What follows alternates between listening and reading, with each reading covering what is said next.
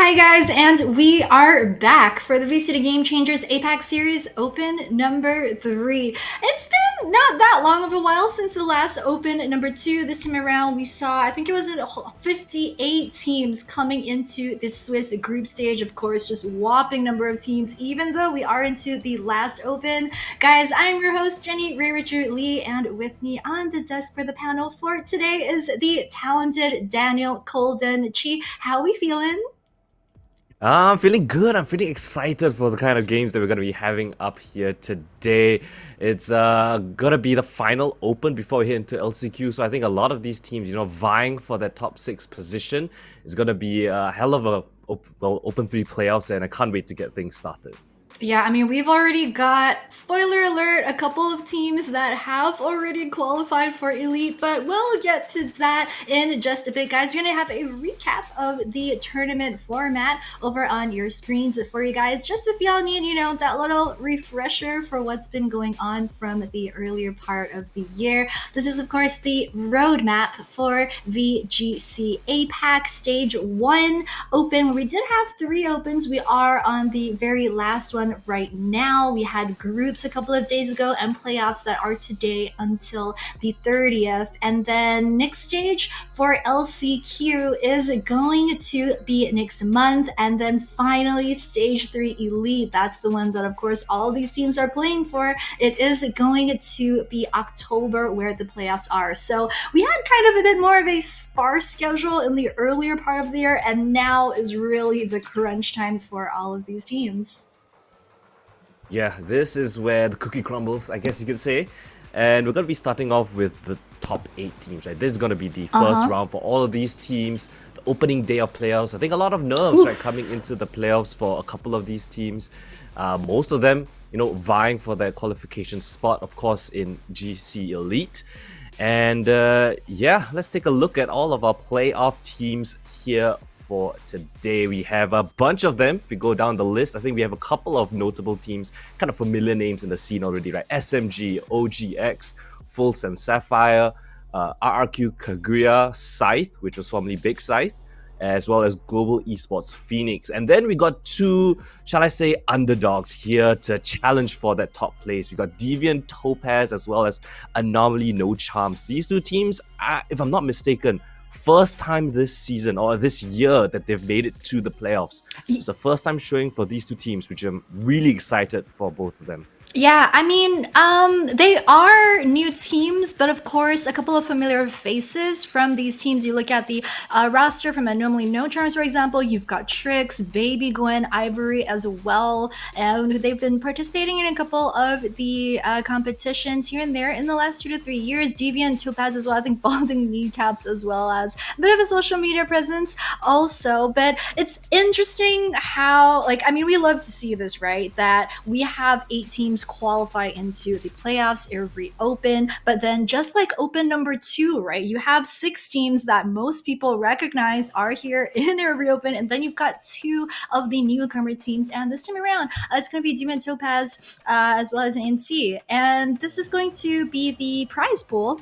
Once again, it's the same as the previous opens. A whopping 10,000 US dollars is going to be the prize for the 8 teams this time around. You can see the breakdown. First place does get that sweet 3,500 US dollars and a bit of small change for the 7th to 8th place teams as well. But I think, of course, not just money that these teams are playing for. Of course, it is going to be the circuit points now that we are in Open 3 that these teams really need, especially if they haven't clinched a spot for Elite just yet. I believe we do have 3 teams that have already qualified into Elite. It is SMG, Orangutan X, as well as Full Sense Sapphire. So maybe for these 3 teams, maybe we see a bit of testing strats or something this open 3, since their tickets already punched, they're already guaranteed. But we'll see what they've got cooking for the rest of playoffs. We'll take a look at the brackets and the schedule coming up. Yeah, so let's take a look at how the battlefield has panned out, right? We've got at the top end, of course, SMG going up against Deviant Topaz on the other stream. But for the one here today, we're going to have Global Esports Phoenix up against Scythe NWJ. Those are the opening matches for you guys here on stream. And yeah, I think it's pretty spread out. A lot of these teams have great chances to make it deep into the playoffs. Of course, it is a double elimination format, so even though they might lose their opening matches, they're not completely out. They still have a chance for a lower bracket run. And yeah, all of these teams definitely have a chance to make things difficult for, well, the three that aren't qualified yet. Only the top three have been confirmed, as Jenny had previously mentioned. But yeah, as I mentioned earlier, Global Esports versus Scythe here on this stream. And on the other side of things, we have Full Sense Sapphire versus OGX later on after the series concludes.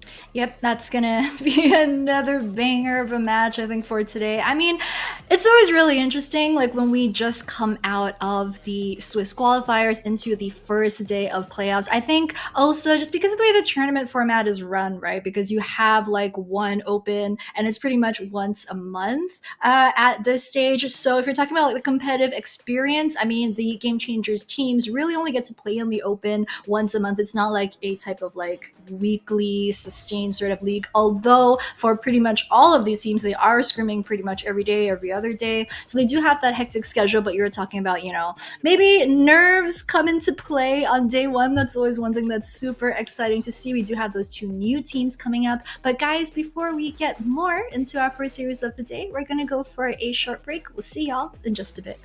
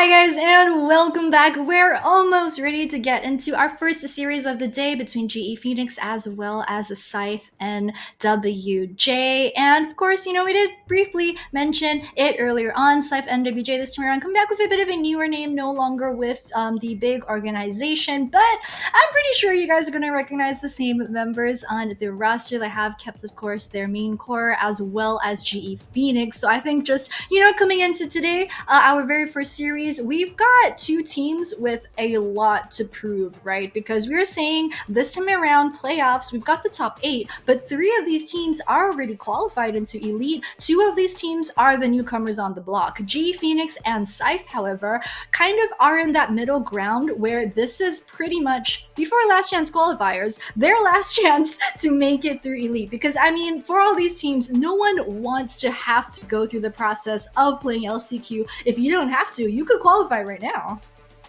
Yeah, Global Esports and Scythe both vying for that position, but let's take a look at the lineups that we're going to be having here on stream. First and foremost, Global Esports Phoenix on the cards. Yep, and it's gonna be Bela, Kiri, Meow 16K, Muffin Loop, as well as Rose, as we mentioned. If you guys have been following the scene at all for this year, you're gonna recognize these girls on your screen. Of course, Muffin Loop, Meow 16K, especially, are going to be some of the players that you probably remember or want to watch out for. This time around, also, interestingly, G Phoenix did end qualifiers 4 and 2. I think all of the other teams either with that 6-0 scoreline or that 5-1. Of course, just to refresh everyone's minds on how the qualifiers in Swiss works, is that each team plays 6 rounds of best of 3. So G Phoenix are the only team this time around to actually sneak in to the top 8 with that 4-2 score. Of course, one was a 0-2 loss versus RQ Kaguya. The other one was a 1-2, I believe, versus ANC, who are also into playoffs. Yeah, so let's take a little jump over to see their opponents, Scythe and WJ on the cards. Of course, we have the lineup of Yamuri, Crescents, Aureophilia, Sky Elise, as well as Marche. All these girls here ready to take on, well, their opponents in Global Esports. And if you look down the roster, there are very notable names, right? They were on that big roster, and now still sticking together as a team. Despite not exactly being backed by an organization, they still made it all the way to the playoffs. Nothing to be ashamed of. It's a fantastic run so far, 5-1 in the Swiss stage. And of course, my eye is on Yamori, right? As the main duelist of this squad, she's the one that's set up to make those big plays, the one that's really going to be the needle mover for this squad. So I'm really excited to see how these two teams, pair up against each other. If I'm not mistaken, they haven't actually faced each other in the entirety of Game Changers this season. So this first time bashing hits against each other, I think we're gonna have some very, very interesting matches. It's kind of rare, especially at this point in time when you don't really have that rematch potential. Like it's almost like a fresh game in a sense. So I'm excited to see how things will pan out, and yeah, it's definitely going to be an interesting one. On the other side, right, for Global Esports, I think Meow 16K as the main duelist as well.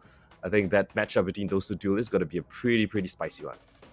Yeah, I agree. It's rare, as you mentioned, that we're seeing two teams that actually haven't faced off against each other, considering that this is our 3rd open, we've had so many stages of Swiss qualifiers, and we also play in a double elimination, so there's double the chances for these teams to meet, but they just never have. I think that G Phoenix has always ended up on the upper, not upper level kind of upper, but just the upper logistical side of the bracket, and then Scythe is just kind of ended up always facing off versus teams like Orangutan X. I think that was also the team that they lost 0-2 to this time during the qualifiers, ending that 5-1. But I think we do have map select ready. We're going to jump into that real quick. We are playing that best of 3, same as the Swiss qualifiers, and it looks like it's going to be Haven for map 1, Ascent map 2, and if it does go to that map 3 decider, it will be on Bind. What do you think about that, Coldan? I think we have a classic matchup on our hands, right? These are the OG maps in the Valorant scene. I mean, we've all played around these 3 maps so often. It's a comfort map for a lot of teams, and I think it's no different in this scenario, right? Global Esports Phoenix as well as Scythe, they've been in the scene for such a long time. Their rosters have remained together all the way since the start of Open 2. So I think going back to maps that you are comfortable on maps that you're familiar with, I think that's a great call for both of these teams, right? Really showing that which team essentially more drilled, which team has the better chemistry.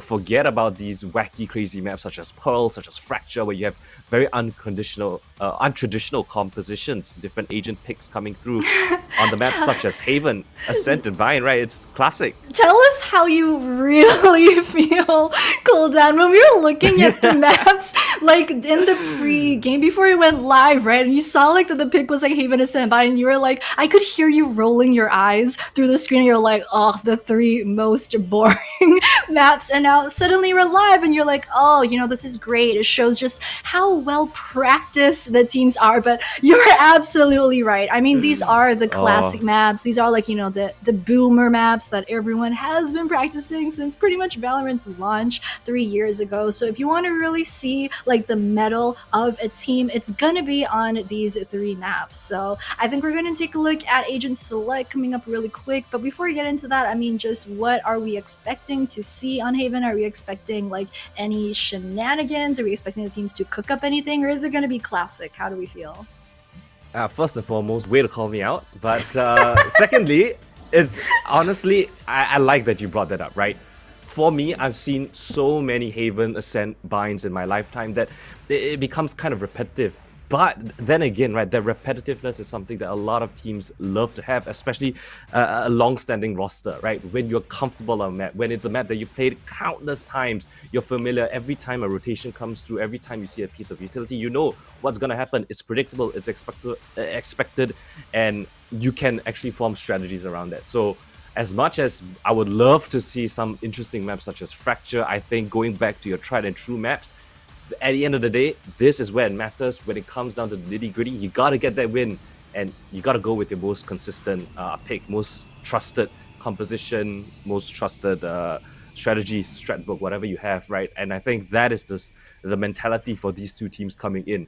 So I'm excited to see what we have on the cards, right? A lot of the agent compositions, as you mentioned, right, are kind of similar on Haven, Ascent, and Vine, right? You expect the That's Sova, true. you have the Omen, the Astra, Breach is another very common pick, right? A lot of those agents have been staples across Haven, Ascent, and even Vine. Yeah, So I it think comes down to how the teams actually play together. Like that's the main concern. Yeah, I think that Ray is probably going to be really big for GE Phoenix in particular, like Haven, Vine, probably expecting them to pick up the Rays for themselves also. But I love that you brought it up. When you end up on these classic map picks that everyone has practiced so much, it's going to come down to maybe if we see more of that meta agent select, then it's going to come down to just how well they prepare, the kind of strategies that they're going to show. And I am so excited to see what these teams have cooked up in the last month, because I mean, we had Open 2 just last month, but it feels like so much has happened since then, right? I think we've had like APAC finals, we've had like Ascension, we've had like LCQ happen just last week too, and like there have just been so many new strats, new agent even, that have like debuted since the last time we saw a Game Changer specific, that I don't know like what these girls have cooked up, but I'm here to see it. Actually, going through the maps, right, I'm just taking a little gander towards Global Esports Phoenix. They've run Haven 10 times. It is their most picked map. Yep. Together with Fracture, and they've run the exact same composition every single time. For the 10 times they played Haven, they've run the exact same comp, which is Astra, Breach, Jet, Killjoy, as well as Sova. So if something different comes out of Global Esports Phoenix, I think that would be something really interesting, really cool to see. But the skeptic in me feels like it's gonna be the same comp. I think they're just gonna stick to the tried and true, as I mentioned, similar to how the map Veto played out. And yeah, I think that is the name of the game here, and pressure on the duelists. I feel that is another focus point that I feel like I have to point out, right? The duelists on both of these teams, very, very well versed in their own right. They are the ones that are really putting up those big numbers on the stat scoreboard. So a bit of a head-to-head perhaps between those two duelists. I think it's Meow 16K as well as Yamori, right, on the side of Scythe. So that's a hit-to-hit that I would like to see, and I do expect to be very, very interesting. Yeah, and I think we also got the side select as well for the teams, right? So I think it Yep. was a GE's map pick for Haven, and then they are going to start out on the attacking side because NWJ went for the pick for defense. So that is going to be interesting. Also, I think we are finally about ready to hop into that agent select. We're going to see if GE Phoenix go for the 11th time the same pickup. I mean, I gotta say, like as you mentioned, right, it's going to be so much pressure on the Jet to show up in this type of situation. And yep, there is the lock-in. It's going to be almost a mirror composition except for the Omen for Scythe and then the Astra for GE Phoenix. How do you think this will play out, Golden? I think it really comes down to your protocols, your strats coming through, right? Your utility is going to be pretty much similar, if not almost the same, on both of these teams. Comes down to how you want to play together, whether you can string those rounds together, whether your communication is on point, whether your team play and utility usage is there together. Nothing crazy or out of the ordinary, I don't think we're going to see. But it comes down to how these two teams can fare up against each other in a battle for the top. It's going to come down to this. Winner of this game will definitely secure themselves a top 6 placing, and I think that does wonders for the chance to make it into GC Elite. So pressure's on, and it's pretty interesting to see how the maps are going to play out, especially because we don't have too much information going into Open 3. We have information going in Open 2, but you know, it's pretty up in the air, and I can't wait to see how these two teams fare up against each other. Yeah, I mean, so much to play for, a lot on the line. But guys, here to bring you all through all of the action for series number 1. It's going to be our casters, Dax in black and blue. Guys, over to you.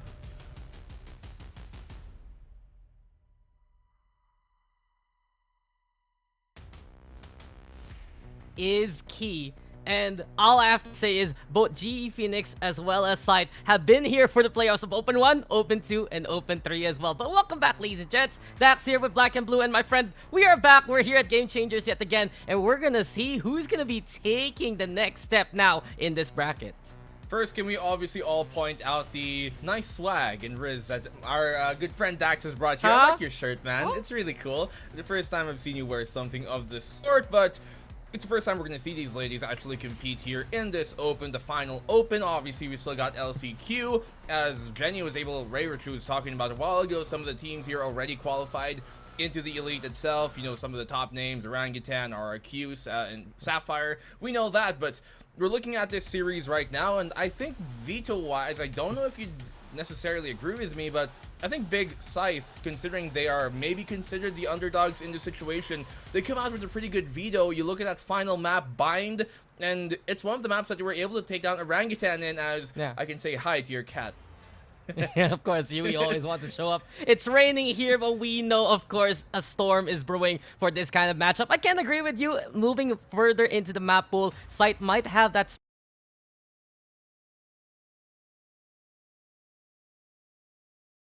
all throughout this open circuit. Their top seeding, or their top placement rather, for this year has been 4th place. That upset by GE Phoenix versus RRQ Kaguya back in Open 1 when they were big Scythe. Scythe beat Sapphire to make it all the way to 4th place through the lower bracket. Now it's finally time to see them face off against each other, and I cannot wait as we start off on Haven, and that A hit looking likely here from GE Phoenix.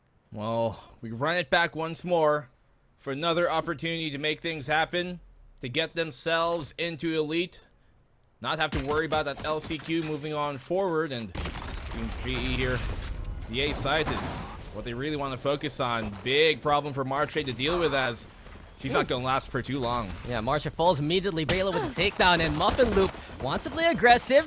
Immediately, you have Scythe trying at least to poke fraud, prevent that flash from happening, but the spam is perfect. Oreophilia actually falls in the hand of Muffin Loop. Dash on in. Yamori tried to force that close contact, but GE Phoenix, they're so prepared for this. And the 3K from Muffin Loop to put icing on that cake. Well done with the pistol. They take the first round.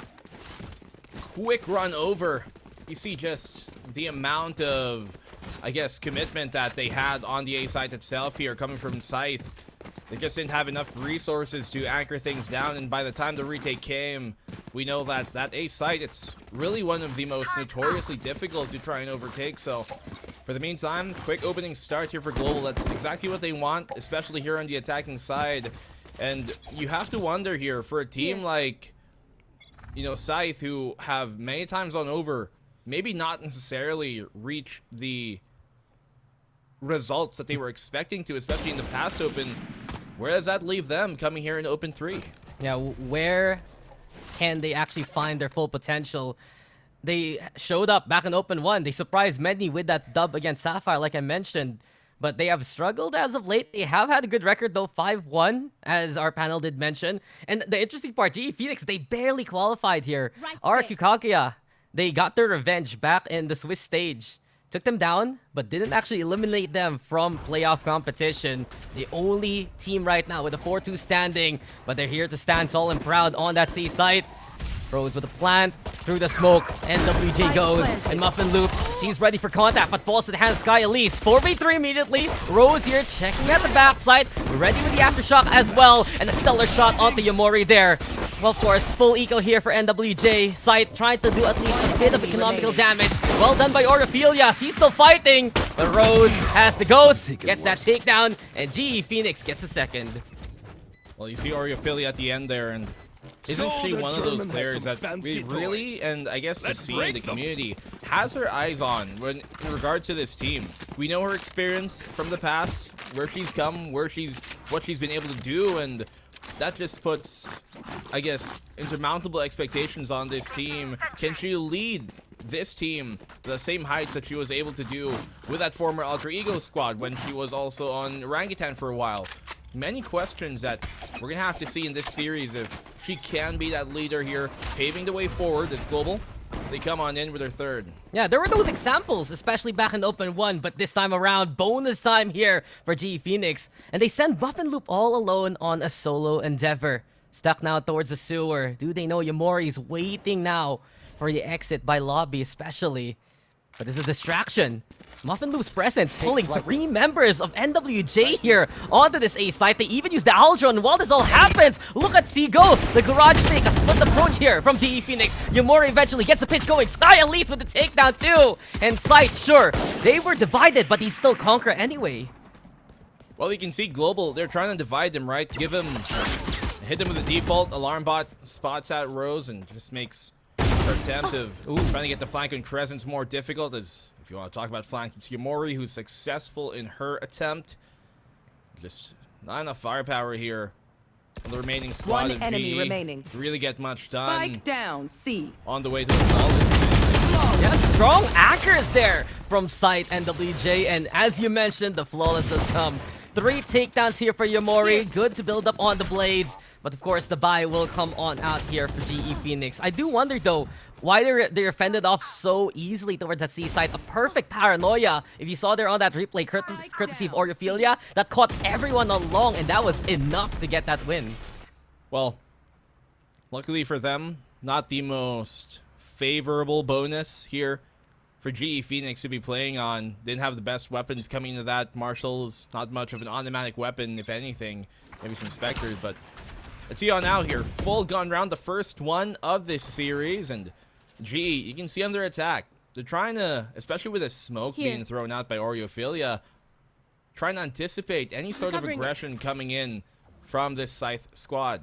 Yeah, GE Phoenix, they love to do what is tried and tested by them. They stick around with the same compositions. They always look to fine-tune what they're accustomed to. And as we see yet again, they're trying to pull a bit of attention now towards Garage, as the rest of the team moving closer and closer towards that B site. Yet again, Muffin Loop wants to lead that charge. Slower play, though, here from GE Phoenix as they cut noise. For the meantime, with Scythe here being very proactive in establishing that A main control early, it allows the rest of the defense to kind of put their focus elsewhere. But double fake out here could be deadly for Yamori. They get the catch.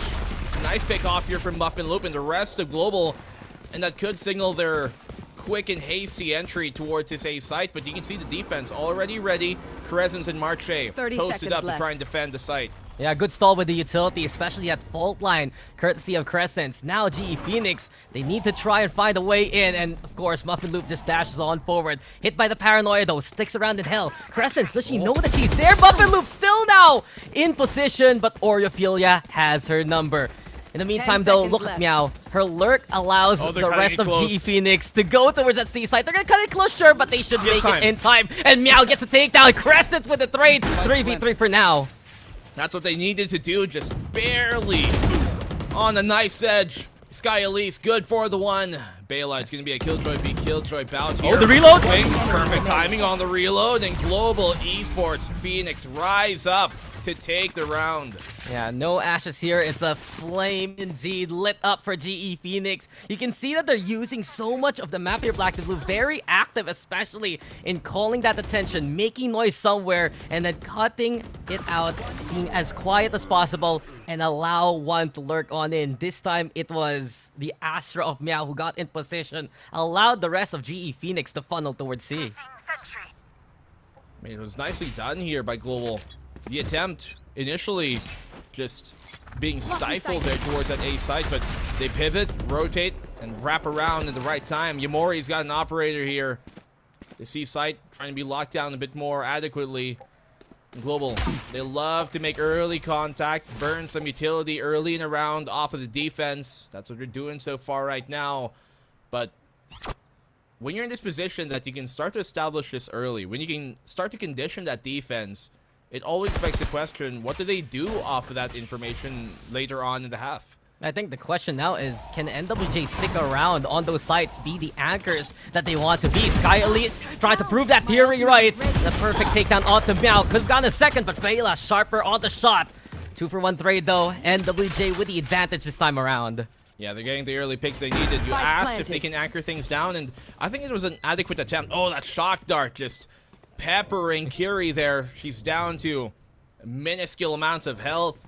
4v3 though, successful in the initial bout, but how does the retake work on out? Yamori swapping out the weapons. Here comes the retake. Trade those guns, get the scan, and get that takedown. Crescent's also blowing up Rose, and it's all up to Bayla now. At least she gets 3, but it's not enough to hold down the line. And Scythe and NWJ, this is what we're looking for. Those anchors, man. They can stay on site and put a dent to the numbers of GE. And that's all you're really tasked to do sometimes when you are that anchor on the site itself. When you're the sole player, just get a kill and then delay even more time. Get one before you're done, and exactly what Sky Elise was able to do here. Yeah, she gets traded out, but just the amount of uncomfortability and destabilization that puts here on the side of Global Esports Phoenix, especially the fact that it was their Astra that dropped, right? She found me out 16k, made it so that they had much less utility for stopping the retake from working out. They didn't even have smokes to cut off those angles. Yeah, it's been solid work so far also from Sky Elise. If I remember correctly, she was that latest addition back in Open 2. Now they have time to acclimate. Muffin Loop though, the detecting presence close by. Yamori, scat out spotted, and here comes the blades, but it's not enough to get the takedown. Marsh is dead, finds Bayla. The chance here for NWJ to just hold down the line. Let again. I thought that would have been a kill, but Yamori survives. Yeah, I thought so too. She's gifted a second chance here. Gotta make sure to make the most out of it. Not everybody is afforded the same miracle. So Global looking to try and aggress elsewhere. They still leave Muffin here though, just to try and maybe get the pick off if any sort of advance comes from the defense. This garage is what they're currently working on. You can see the defense shifting for it, but they're also just being more cautious of a possible fake out, because we've seen that early in the half where Global, they hit A, they go the other way, then they double back towards the same site. Yeah, they're learning their lessons here for NWJ, but is it enough? 15 HP left for Yamori. She needs to be very quick on the trigger here. 30 seconds. A star being set on up. Here comes the swing. The fault line's there too. And immediately the disengage is called. Sticking around back of sight. The flash is there. And March and Kiri do trade out those numbers. Close now for Kiri. Kiri gets a second. The Crescent's still there towards Graffiti as GE Phoenix force the hand and force the push. Oreophilia though, timing perfect. It's 2v1 now, all up the rows. And she doesn't know where they can come from. Realizes it might be from Blink. Fakes it out, but the double up is strong. GE's Phoenix's chances wilt there as NWJ tie it up. Yeah, it's great rat play and timing here from Oreophilia, just dunking it at the right possible moment. And obviously, even with the nice attempt here from Kiri to overrun the site, they go get the wraparound 2v2, bring it to more equal odds. Just sometimes those kind of rat plays are exactly what starts to nibble away at the attempt.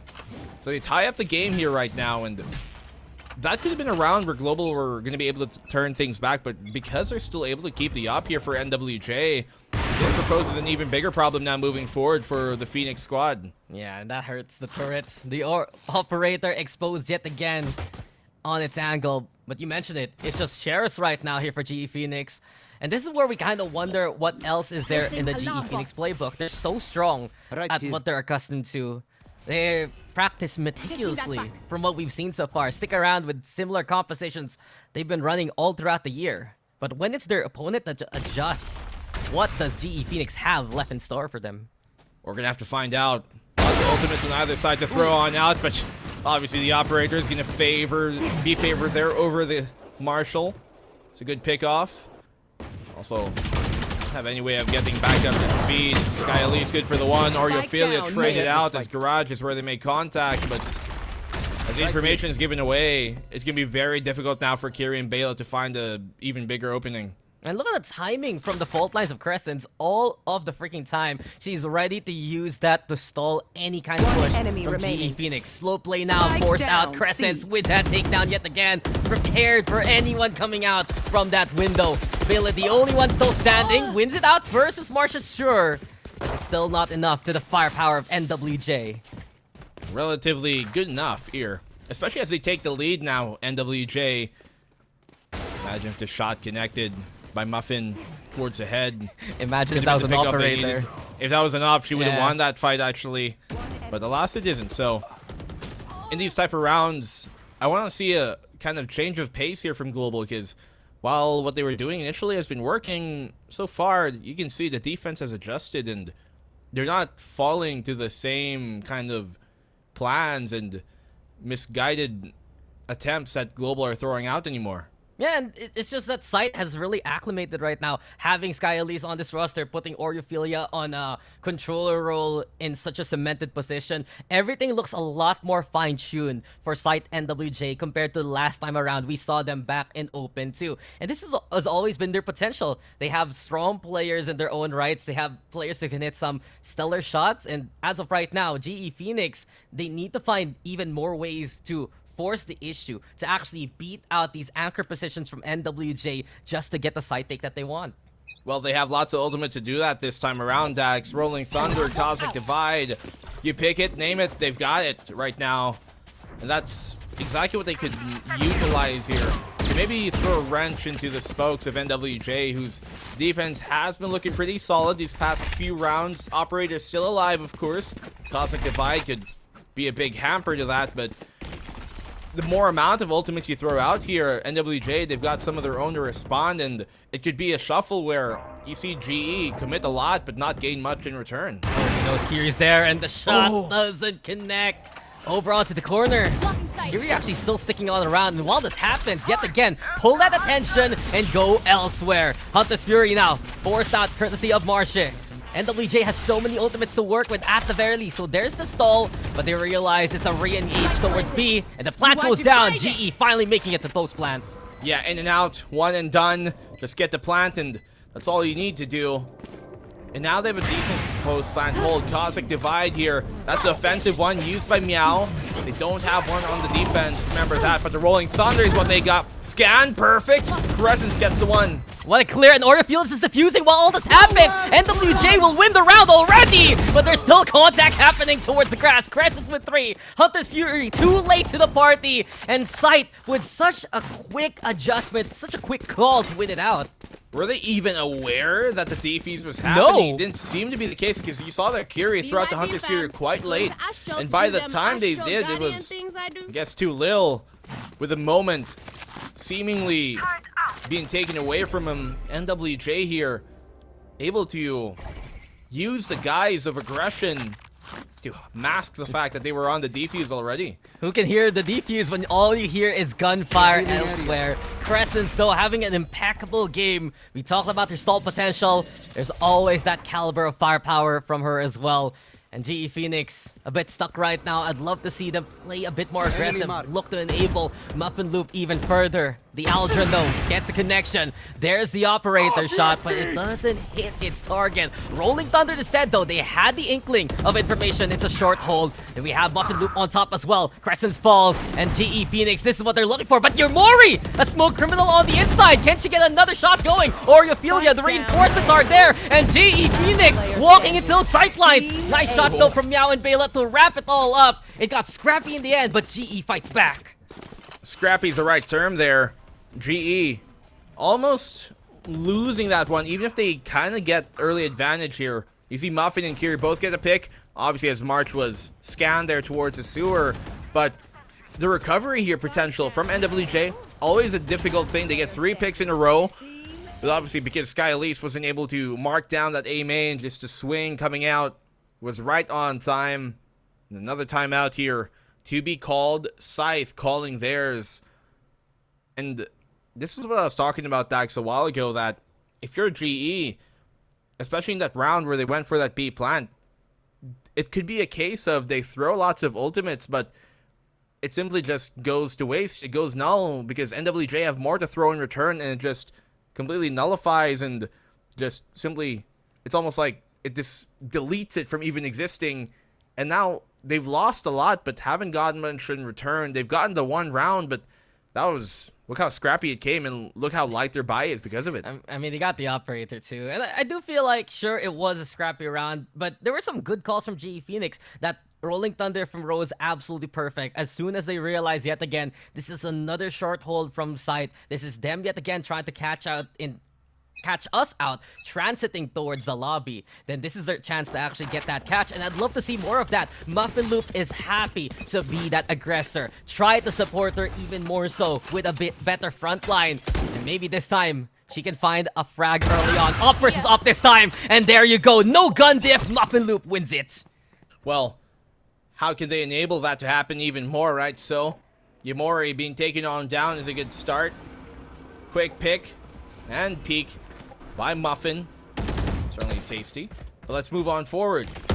This position for Marche, I'm worried about because this is something that could go completely well or just be disastrous. Lockdown here. He's going to get scanned.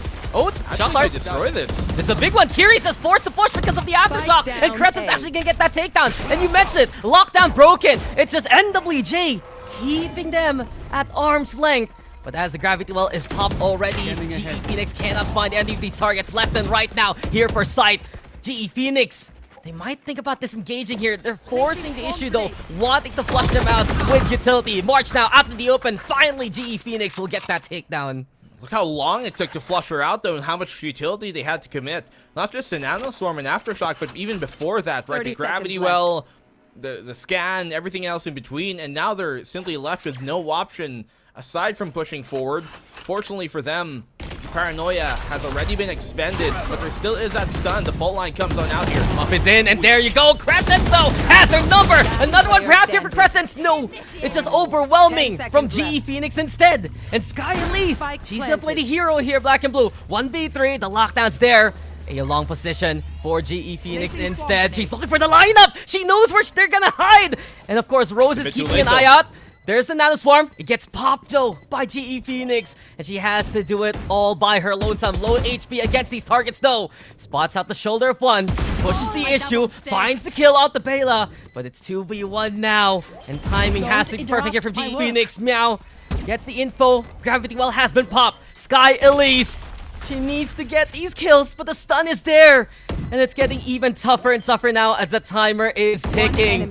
Chances running out. Sky Elise with a good kill, yes, but it's not enough. Global Esports, they'll lose their lives, but they'll win the round. And that's the important part, isn't it? Just so unfortunate there. That could have been the round for NWJ, but then some kind of awkward moments where Oriophilia steps into the line of Crescents, which doesn't give her a clear shot to connect, because she should have at least gotten one in that final fight.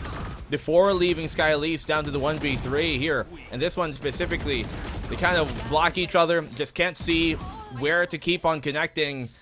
In the end, it's a nice attempt here by Sky, just, you know, that might be the limit. Global know the boundaries of the time, and they play it to perfection. And not only that, I was watching the whole time. How will they counter that utility? But Yamori, where are these shots coming from? Not just one, but two with the Sheriff? Expecting the push here from GE Phoenix. And look at NWJ go. They have no fear. They're on the eco anyway. Pick up that Phantom. Call it the day for now. And they have a bit of firepower to work with on a potential A retake. That's what they needed. They got Blades too in Yamori, so she could give it to someone else, especially there, if they really needed to. That they do. It's on Presence right now, rolling. They're already there. Big pick from Meow though. They want to fight, and they want to scrap it out as soon as possible. NWJ with the fisticuffs. Danger close. I name it Scythe. And Rose in a pretty bad spot. She's the only one still standing. Scythe have decided to just put these players on notice. The executioners have come and gone, and Scythe NWJ take that round away. That's a great recovery, and the fact that they're able to do that off the Thrifty here and secure their 6th round of the half on the defense, this is looking pretty well. And this is what I was worried about here for Global. If you look at the map veto, there isn't a single bad map technically coming in for Scythe, and as the underdogs, it's something you'd really relish to have. And that's what they got going for them. We see their past performances here on a map like Haven, 75% for this past half year. But if you want to talk about numbers, I'm pretty sure in a little bit our panel's got something to say. For the meantime though, Dex, we go on over to a Thrifty final round from Global. Now last-ditch effort here, perhaps with the blades, and here we go yet again. Yamori ready with her blades. Muffin Loop prepared with hers as well. Love to see the matchup unfold yet again. But as of right now, the smoke will call the disengage, and GE Phoenix crawl their way towards A instead. There's a lot of utility committed on both sides, but look at Meow. A single sliver of health. The absolute amount just to keep him alive. They got the Cosmic Divide for the initial attempt, but there is quite a bit of utility here to deny some of this entry on the default. They might have to plan towards Underhill. Alicia's alive, but never mind! I was gonna say, please be careful! You need those smokes in the latter part of this round. That Cosmic Divide could have helped, but the turret instead with the takedown. Great job by the 6-man. But the Nano Swarm will go for the stall. Yamori has to updraft past it. NWJ now funneling on in. Stuck here though towards Link. Yamori with that takedown. 4v3 for now. Muffin Loop tries to go for the close encounter of her kind. And Rose with a Rolling Thunder. It's 3v1. Sprays it down. 2 left are the targets of Rose. With 20 seconds, time is running out. She needs to isolate these fights, and that she does. 3 kills. The smoke's gonna be gone soon, as you mentioned. But Rose, is she ready? Not likely. Oriophilia's there for the final blow. 7-5 as we end the half.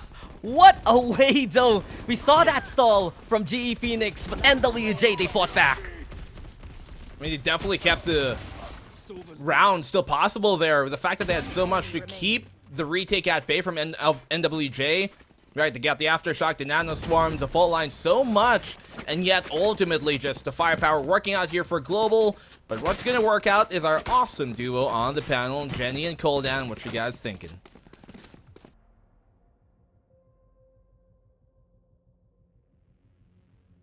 For both of these teams, neither really finding that foothold into getting that win train rolling. Koldan, anything you want to highlight from that first half? Oh, your mic.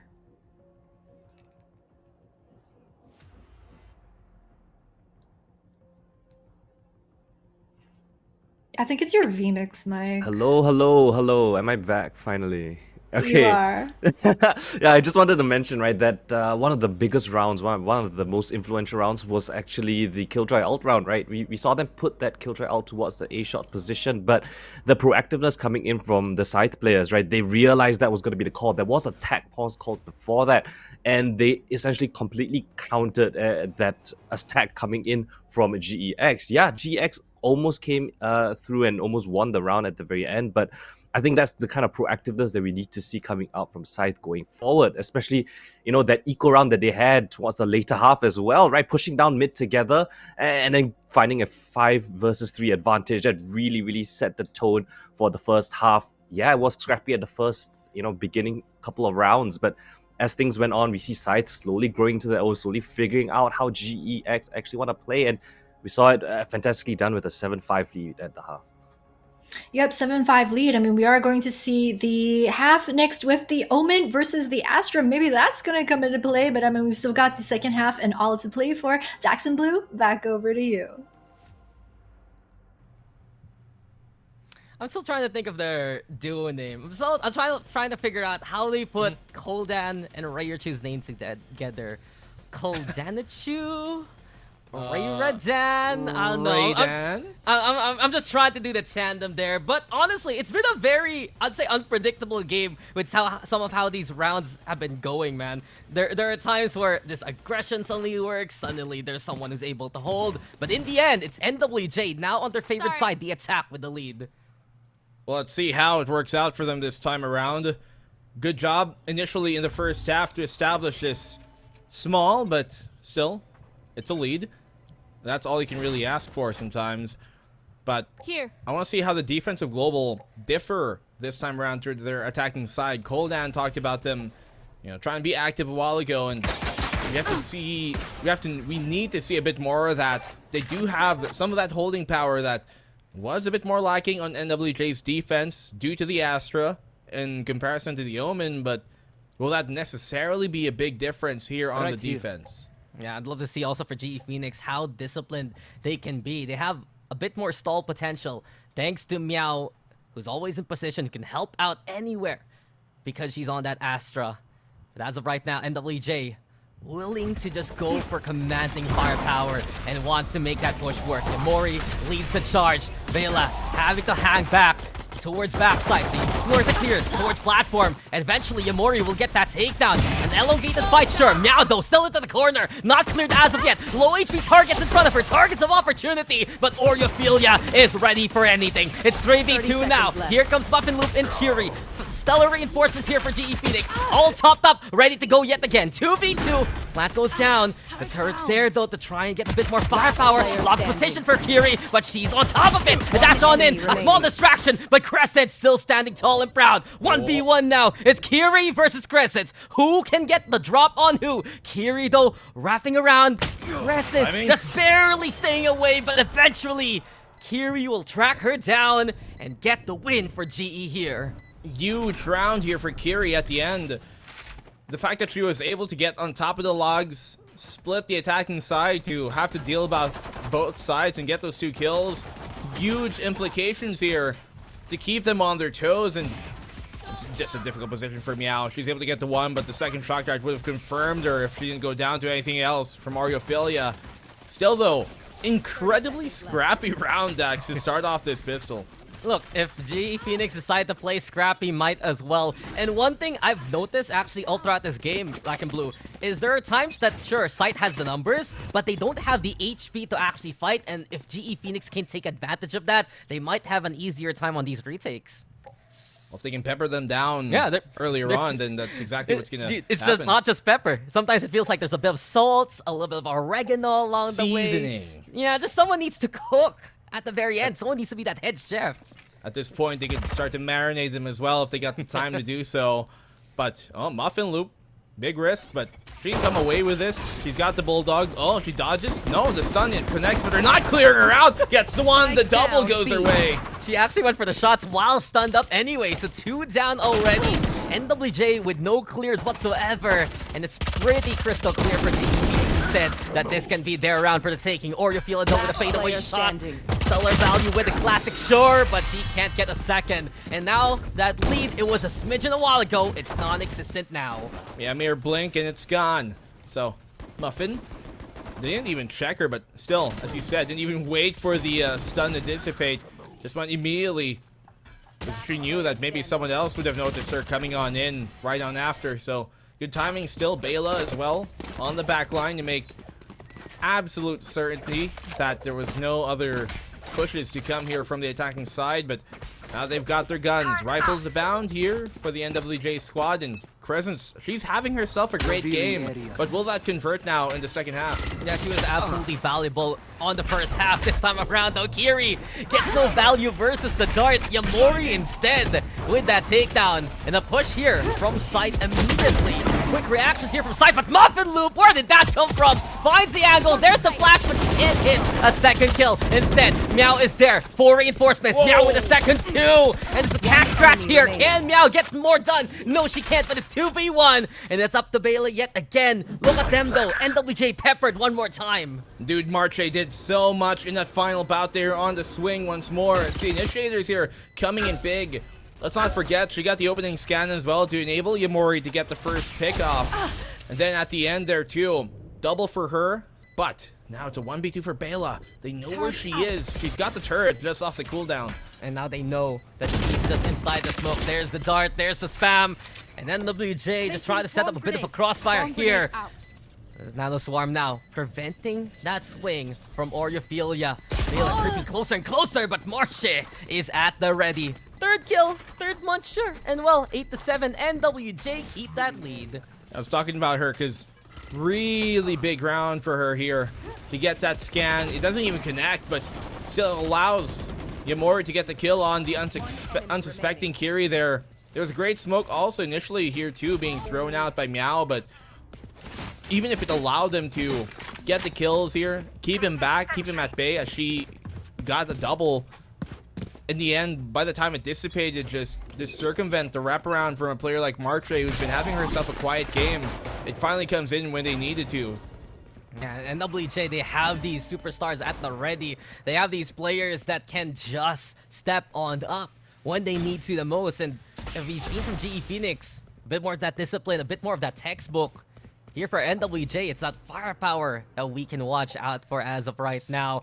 Yamori wants to lead that charge. Bela's the one holding towards window, but actually backs away towards the site instead.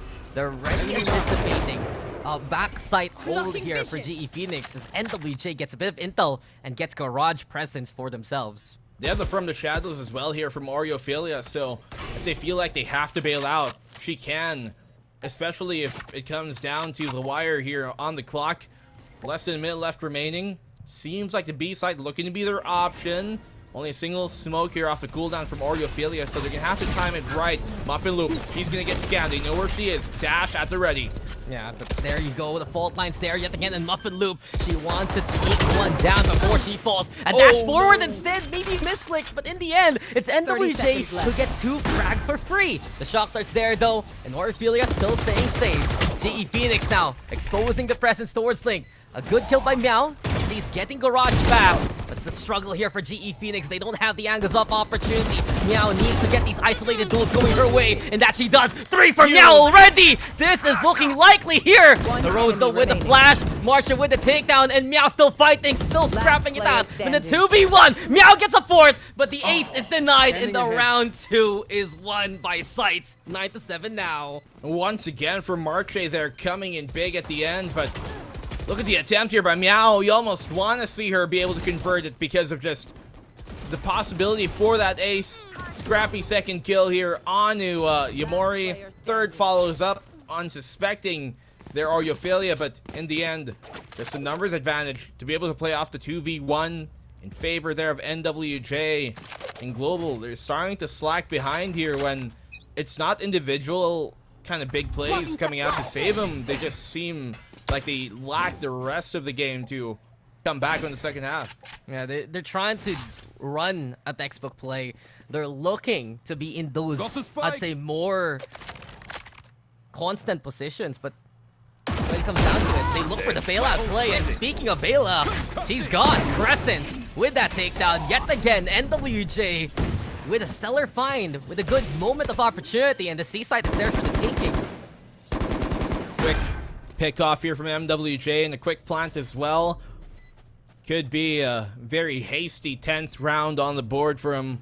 Especially looking at how little weaponry they've got here. So if you're Global right now, maybe X is all you can really look for. I mean, there is somewhat low economy on the attacking NWJ on the side, so they can keep those weapons from being saved up, then they might actually be good in the long run.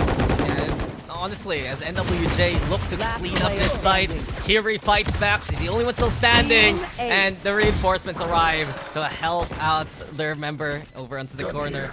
Yeah, NWJ, they get a round win, but you can see here for GE Phoenix, there are moments, Black and Blue, where I feel fundamental errors do cost them some of these rounds or these opportunities.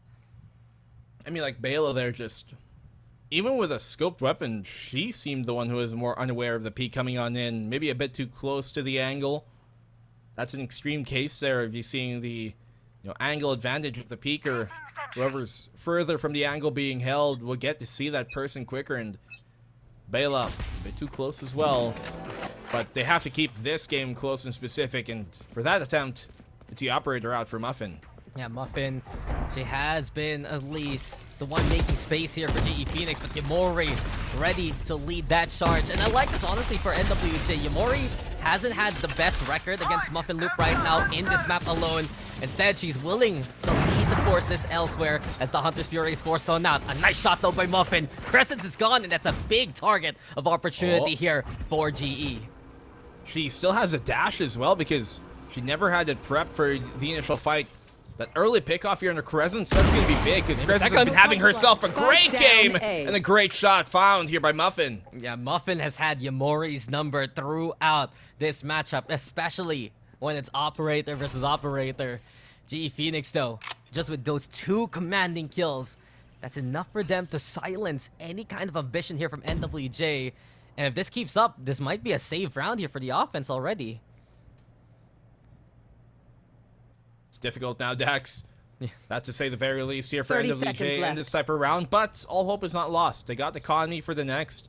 The smart watching. thing here to do is to be safe, honestly. A swing like that is going to fall right into the hands of Muffin. She gets her third, and I don't wager that Global are going to have any problem in completing the ace. That's an ace for Muffin. Quick and easy. Classic at the end, too. What a play and what a stellar showing. We've seen it even at the start of the game with the Marshall. She hit that shot. She just lost that gun difference. But this time around, with the op in hand, she's in command. And absolutely well done. I think for NWJ, they forced the issue too much. She already had Muffin Loop in position towards Hell that she was watching from that A site. And Scythe decided to still peek it that way anyway. Yeah, as I said there, perhaps just saving what you've got would have been the better option, but they thought otherwise, and at least gets Muffin Loop going. That's a dangerous thing to leave to chance, though. If you get a player like Muffin Loop with that type of momentum, she can absolutely turn this game around in their favor. Yeah, she has honestly one of the highest ceilings in this game, but Bela also a stellar shot to begin with. Ophelia caught in the cross. And this is where we can see for GE Phoenix how they peak in a safer kind of position, how they play a bit slowly. It can be an advantage. Yamori peppered too by the shock darts as GE Phoenix hold down this A site for now. Just luckily she's able to get out of it, and the shock dart didn't connect as cleanly as they initially would have wanted here. Muffin, almost getting timing there, but it's a wraparound from NWJ as Scythe looking to try and slice the C site up instead. They got the Rolling Thunder, and that it goes. And there you have it, a bit of a clear. Meowdo over towards the corner yet again. Let's see if it can be advantage. Rose actually getting the attention. Meow winning that long-range duel, and Kiri's there too. It's all going GE's way, and Sky Elise. Well, maybe now it's a reality check. Down to the ground. It's GE Phoenix who are clawing their way back in this game. Huge aftershock here as well, thrown out by Rose, and she just scatters the petals here of any attempt that NWJ otherwise would have had. You saw, because of that, it isolated Crescent, who was kind of pressured. Do I pull back or do I try and take space, maybe get the kill off? And Rose still connects, even while kind of stunned. And that just made it so much more difficult for the entry here of Scythe. So, second timeout to be called by Scythe, NWJ, and Global slowly making that comeback. Now that the eco is coming on here, because of the low economy, this is why I was talking about, Scythe. They can start to save up their weapons in those kind of late round situations, because statistically, you don't come out of those on top, and it can lead to further problems down the line like this economically. I mean, their problems right now are pretty simple. Muffin Loop and Meow 16K. Both of these players, they had a relatively quiet first half, Meow especially, but we are seeing them step on up. We're seeing GE Phoenix try to fix some of their fundamental mistakes, be in better positions, have these better timings, and it's working out better for them as they're catching out Scythe, especially during crosses, especially in those slower moments before the fight really unfolds. Well, let's see how this fight will unfold, Dax. The slow playstyle will actually kind of benefit Global out here moving forward right now. It gives them more time to adjust and more time to reposition that operator into a better, more, I guess, adaptable spot when it does come down to it. This is a good smoke thrown out here by Oreophilia, especially as they make noise early on. The scan does come on out, though, and that's one big problem, because this smoke typically would cut that information off. Because they have the Sova here posted up in a main, NWJ, rather Global, they're just so aware of what's happening still.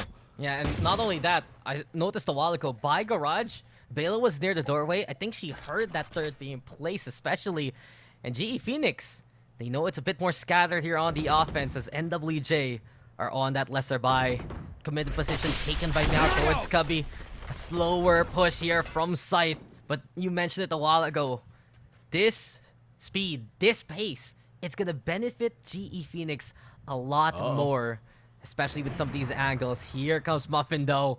And down goes Yamori. Oreophilia, check your corners! But the crouch there from Meow allows Oreophilia to get that takedown. It's GE though, holding that A site well. See instead the true test. Bela versus 2. Might hear them coming. Moving back behind default. Still onto the side right now. Wants to isolate this duel. And what a shot on the Sky Elite! That's big! Not gonna be big enough to fight against Marsh. But it's 2v1. Here comes Muffin. Scope in hand. The corner being taken here by Margin. Well, this is a dart. This is gonna get the scan. This is gonna get the info, I believe. And there's the operator shot. GE Phoenix needs one. And Kiri will deliver. We are tied up yet again. Yeah, just so difficult for her to get out of that spot there. She had to go aggressive. Had the right idea of going for an early peek there towards the defender's spawn. But just could not get the angle to find Muffin, who was already low.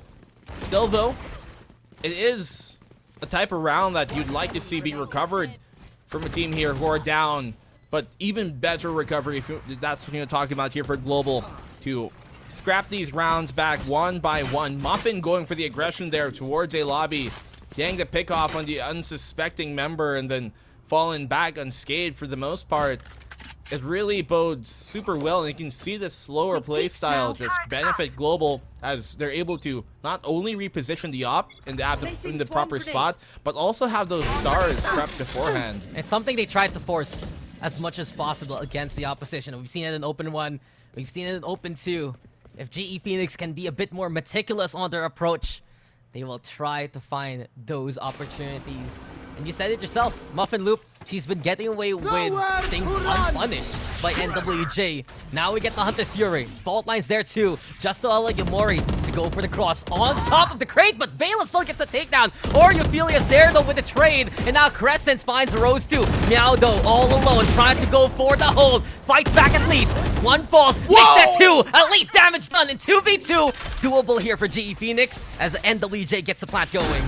She had 2 bullets in the magazine, by the way, and she connected that final shot with just 2 left remaining. Now lockdown though to buy them some time. Difficult. One enemy remaining. No! It connects. Perfect timing from Muffin. And now it's a 1v2 Marche and another difficult clutch.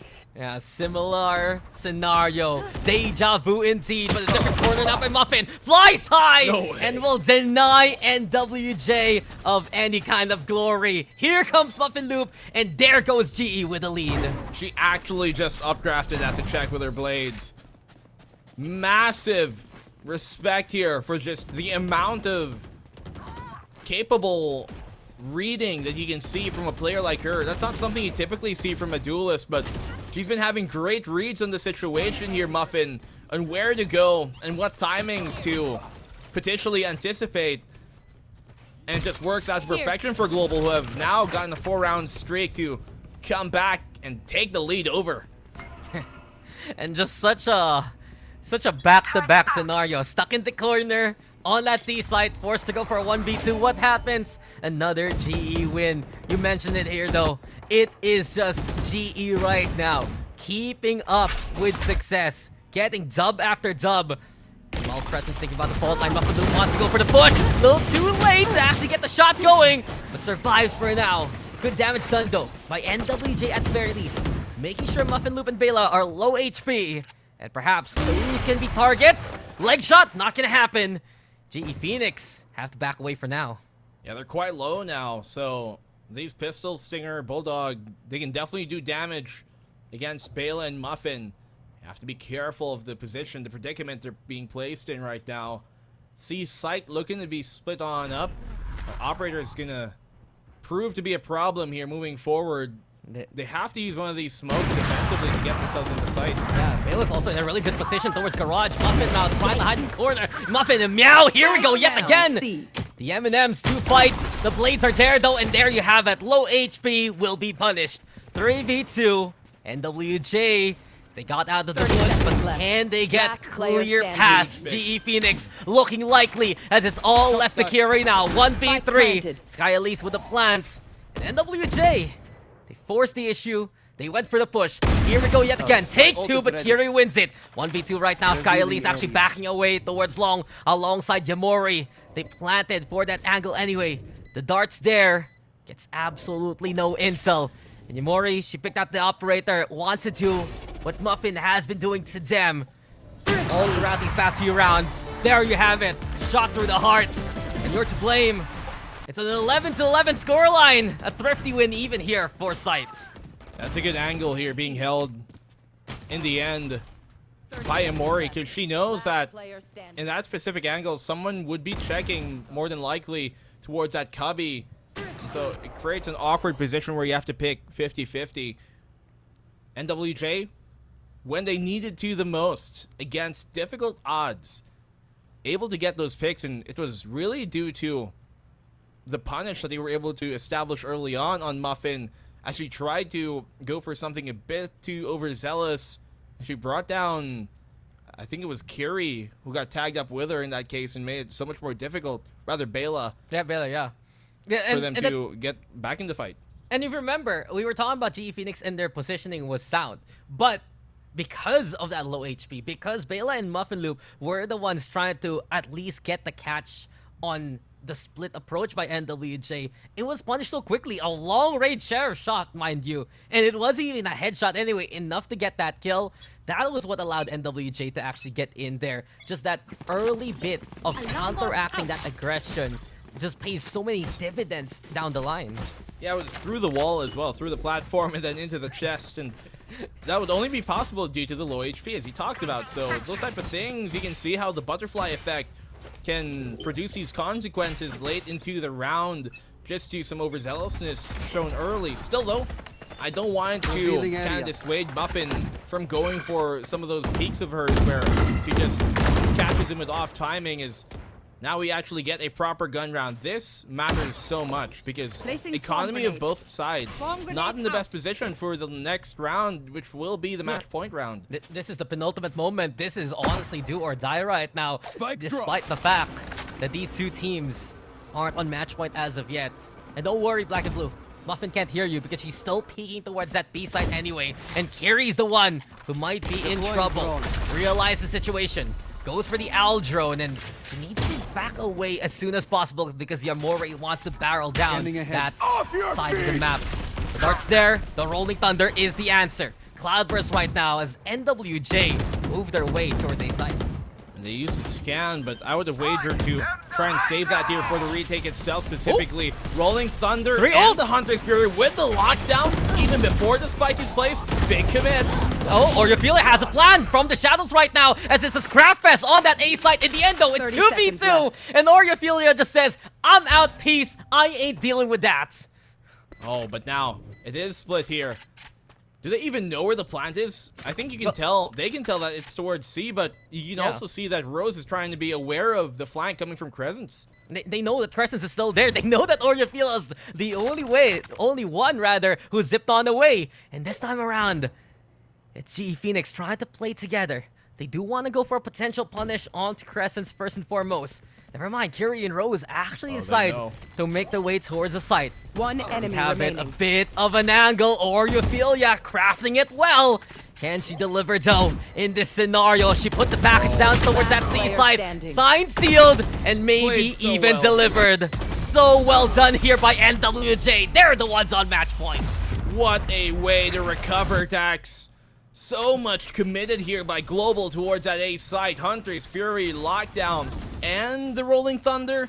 That's why you can see me, or rather hear me, kind of comment on the side. Like, they're doing all this before the plant even is stuck. That's huge, and that's a problem. You have to be aware of that. You see that from the shadows be available. You have to know that you can't commit everything. You can't put all your eggs into a single darn basket. And that's what they did. And they all get crushed for it. Match point in NWJ's favor. Honestly, genuinely, I do feel like it's not even that. It's just them jumping the gun. The plant isn't even there yet. You know your opponent's playing the Omen. You have to be careful on when you time those ultimates when the raid take hasn't even started. And sometimes those are the struggles of GE Phoenix. They can be absolutely impeccable. They have absolutely fine form when their finesse is showing. But from time to time, it's just those small outplays done by Scythe punishing GE when they are overeager. And this is the case right now. The defense is on the lesser buy here. You know, logically, it's not always a bad thing, because a lot of times you do want to kind of start that retake attempt when you hear the spike trying to be planted, but you have to be absolutely certain that they're going to commit to it. Look at the push in here. Shorty! No, the shorty doesn't connect the Fumori, and Bela gets the one for free. She's ready, and she's gonna go for the spray down because of the flash. Rose over to take down Rose with a second, and the advantage is GE so far. Rose still sticking on around. Oriophilia with the kill, and here comes Meow and Kiri too. All the angles and all the opportunities. It's overtime. That was Switching crucial here, coming on in. That should have been the kill. She was right in her face. The first one goes over her shoulder. The second one right beside the ear. And it could have been it on the entry. It just allowed Global to stabilize and go for the flank on behind, catching him off guard. She's still standing. That's the thing. 38 HP, and somehow Bela just shrugs it off and says, "You know, I'm fine. I got this. I can hold it." The rest of GE Phoenix converge impeccably. I didn't even notice Meow coming in from long until the very end. Those are the moments we see here from GE Phoenix. There's the cold moments, there's the hot moments, and right now, we're in for an absolute treat as we go again. Well, opening map here. First map of this entire Open 3 stage weekend. And we already go into overtime. How, at this point, accurate this must be. I think this isn't the first time we've seen this happen on the opening map of a weekend of an Open, but move on forward now. Attacking side, Global are back on, and this is where we have seen sometimes them be very streaky. They can gain some few rounds in a row, but it's about continuing that momentum deep into the half, which we've seen to be a problem for me. Well, my eyes are still on Muffin Loop. If she can take command of the game, she will do so. I just gotta say, though, that maybe there's a reason why we never saw this matchup in Open 1 and Open 2. Not in the Swiss stage, not in the playoff bracket, because these two teams, we've seen how their peaks have brought them towards the 4th place in their respective Opens. The fact that this game is so evenly matched right now, Black and Blue, and 30 seconds it's left. such a treat to see what GE Phoenix and NWJ have in store for us. But eventually, it's a C take. No one to call it home. Sky Elise already retreating towards Link. It's going to be a 5v5 retake. Yeah, it's a quick plant. No real Spike question planted. about that, so it's gonna be a 5v5, as you said. Full commitment on either side. Garage being controlled here by Global. It's gonna be as utmost important. They don't for know. NWJ They don't to know. take this away. The one. Nope, only the one, but they get 2 kills going their way here. Meow answering back. The scan on perfect. Yamori aware, but the flank from Kiri's has to be big. They all went for that garage, Time, though. and now NWJ will just defuse it anyway. Such a whimper at the very end. GE Phoenix, their plan was to just collapse onto that garage and use that to get back towards the site. Look at that wraparound from both the Breach and the Soba. What NWJ does is, okay, let's win the site. Oh, no one's here. Cool, let's defuse and call it a day. And exactly what happened. Scythe yet again, finding those moments to just get the defuse under the noses of GE. Yeah, a bit of an anticlimactic end there for the round. Good. I mean, the idea is sound, but just the execution of it, the timing not working out. Obviously, the plant as well, not the most ideal. If you wanted to be open for both long and garage, you should plant a bit closer towards the platform. But then they couldn't because of the fact that they weren't sure when the retake would come. They wanted a bit more of a safe plant. In that case, it seemed like two different contrasting ideas were trying to be squished into one post-plant hold, and it just made for a much more confusing attempt here from Global on their attacking side. And now NWJ, rightfully so, punishing that attempt. The defuse off, no real problem, as they only have to stick, and you put now the squad in a difficult spot. And yet, even with the lead, it's Scythe who called the timeout. Yeah, Scythe, they're probably just like, we kept it simple and it still worked. They know that they can win out these duels, especially if they get the numbers advantage. And perhaps that's what they're discussing. What will Muffin Loop bring to the table this time around? The glass cannon approach is the answer. An up in hand, and maybe a hope and a prayer with it. NWJ, though, looking likely to hit that C site, where Bela and her setup is awaiting her. He's all alone, but we've seen her be big and come in huge when they needed her to try and anchor these sites down. Fault line dot. Bela, are they aware of her presence? Big flash. The flash connects, but second flash. Oh, the scan as well. That now confirms where she is. Gamori, big pick off, and the second goes her way. Rose responds. She can't fight, and she can't see, and now it's Muffin Loop there at the ready, but Crescents will punish her accordingly. 3v1 now, and for Scythe, they're looking to reap what they sow, what they set up. Crescent's there, gets the intel. It's all up to Kiri now, as the Owl Drone looks for a target, gets a tag, knows exactly where she is. And here for Scythe, they weathered the storm of GE Phoenix. They're ready now for whatever awaits, and they will take the map pick away. In overtime it goes, but it's a 14-12 victory here for Scythe. All the way to the end. What a way to win the map in overtime. And even though there were some nice attempts and nice moments from Global, it's about closing out that matters the most, and we saw it be a big problem for them here. Some misguided attempts and ideas that it almost seemed like it would work, and then it just didn't.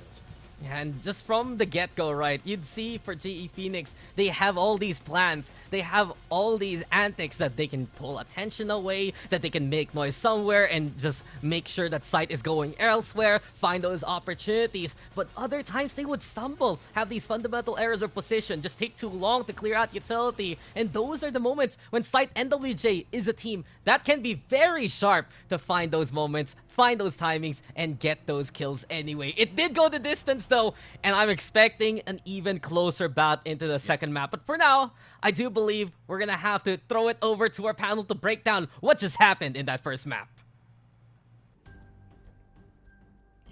Thank you, gentlemen. Scythe just managing to turn that 7-5 advantage in from halftime to finally that map number 1 win. Took them a bit of time to get there, but what's important is that they did get there in the end. I think, Colden, there are a couple of things that we wanted to highlight from this map number 1. You want to talk about the operator, first of all? Yeah, I mean, if we just look at how the ops worked, right, around this entire map, we see Muffin up against, if I'm not mistaken, it was Muffin Loop versus Yamori, right? Muffin was actually winning out most of those duels. The Jet hit-to-hit, I think Muffin was clearly in the lead. Meow 16k was a terror whenever you wanted to go towards the site. But at the end of the day, right, when you look at the map in general, right, as an overall, you see that Scythe really had a great game plan coming in. Every single time they executed on the attacking side, you know that they had a set strategy. It was really methodical coming in for them. They like to clear garage, they like to take map control, and then decide where they wanted to commit. And on that last round, I think that kind of summarized the entire map, I would say. Like Scythe going for a fast C attack. All 5 players coming up from C, taking over that side. And it only had one player, Bela, the lone killjoy on that site. And Scythe, you saw how fluidly they played, right? Granted, Muffin Loop and Meow, right? They did a great job, but I think at the end of the day, Scythe just played it fantastically done, and I think we can pull up the scoreboard to really see how the numbers broke down for this map so far between Global Esports as well as Scythe. And Yep, look at that. and whew, stats don't lie. It's gonna be MVP going over to Crescent on the side of Scythe. Muffin Loop, of course, on the Jet over for GE Phoenix, despite their loss this time around. But Yamori as well, racking up some pretty dang impressive numbers with that 23-20 to 5-1 ACS. But Breach just getting that MVP. It's just what we also like to see here at Game Changers. But yeah, we were talking about that big battle, right, between Muffin Loop and Yamori, the battle of the duelists, battle of the Jet players, and what was almost that mirror matchup in this map number 1. And who are we thinking came up on top this time, Coldan? I mean, I think it's pretty unanimous to say that Muffin Loop definitely did have the edge. I mean, looking just based on the stats alone, 8 first kills is insane coming in from your Jet player. But at the end of the day, right, you need to get those wins, 14-12, as close as you could cut it. But Crescent's, right, you don't really see her name at the top of the scoreboard. You don't really see her getting insane multi-kills, influential impact rounds, but she's the consistent one that's always trading her duelist going into the sites. Even though Yamori might not be always, getting the instant kills. Coming up behind her is very, very closely Crescent's. But again, as I'm mentioning, coming up on the scoreboard, MVP going to Crescent, I think very much deserved. Her flashes, her utility has been on point. I remember so many stuns coming through for Crescents. It's always been exactly where you needed it to be. And it comes down to the game plan, right? So Scythe coming into the map of Haven with a great game plan, and Crescent's just, leading the charge right there as the Breach player that you don't often see at the top of the scoreboard. But when she is at the top of the scoreboard, her team is there to back her up. Yeah, and I mean, like, just some pretty impressive stats coming out from her just across the board, right? I mean, something like I believe was like 7.7 first purpose percentage. That's all right. Around 20% headshot percentage as well. But I think the stat that really stands out is that she's 84.6% in terms of assists for her team. And when you're racking up that high of a percentage in terms of like the help that you're bringing to the team, I mean, that just really shows just how useful you are that time in map number 1. So we were saying that both these teams look like they're picking some pretty standard meta compositions. We're seeing some pretty standard maps in all 3 of these series. So I don't know if they've got anything new or interesting cooking up for the next one. But guys, we're gonna go for a really short break before we come back with map number 2. Don't go anywhere. We'll see you in just a bit.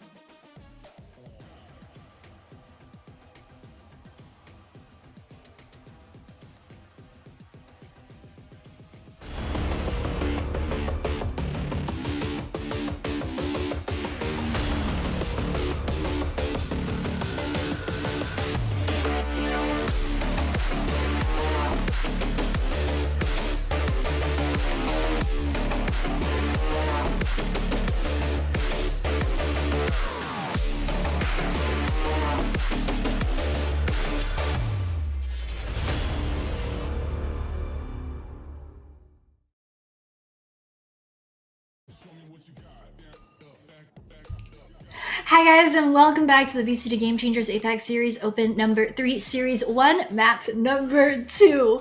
We're almost ready to get into our second map of today after that ridiculous overtime between G Phoenix as Scythe and JW. And I don't know, man, how are we expecting map 2 to shape up? Because looking at that map number 1, I'm kind of smelling a 3-map series. Coldan, what do you think? Ooh, way to jinx things, Jenny. But, you know, looking at the map of Ascent, I think it's gonna be pretty similar to Haven. I mean, those two teams were neck and neck. I mean, they threw a couple of rounds in a row, right? GE went on a nice streak and then Scythe came back with their own.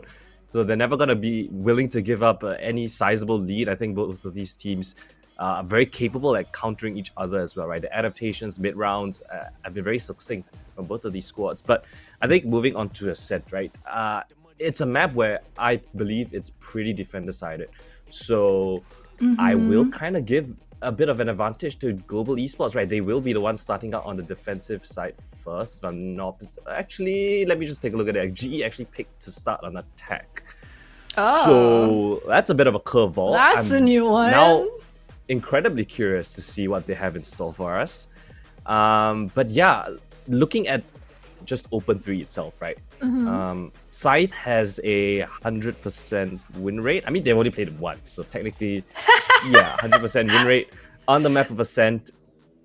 Maybe they have something cooked up. Maybe they just didn't have the chance to play Ascent. Maybe that is just one of their home maps that they want to pull out. On the other side, for Global Esports, they have played it twice. Won once, lost another. Lost it to Nyx Kyosei.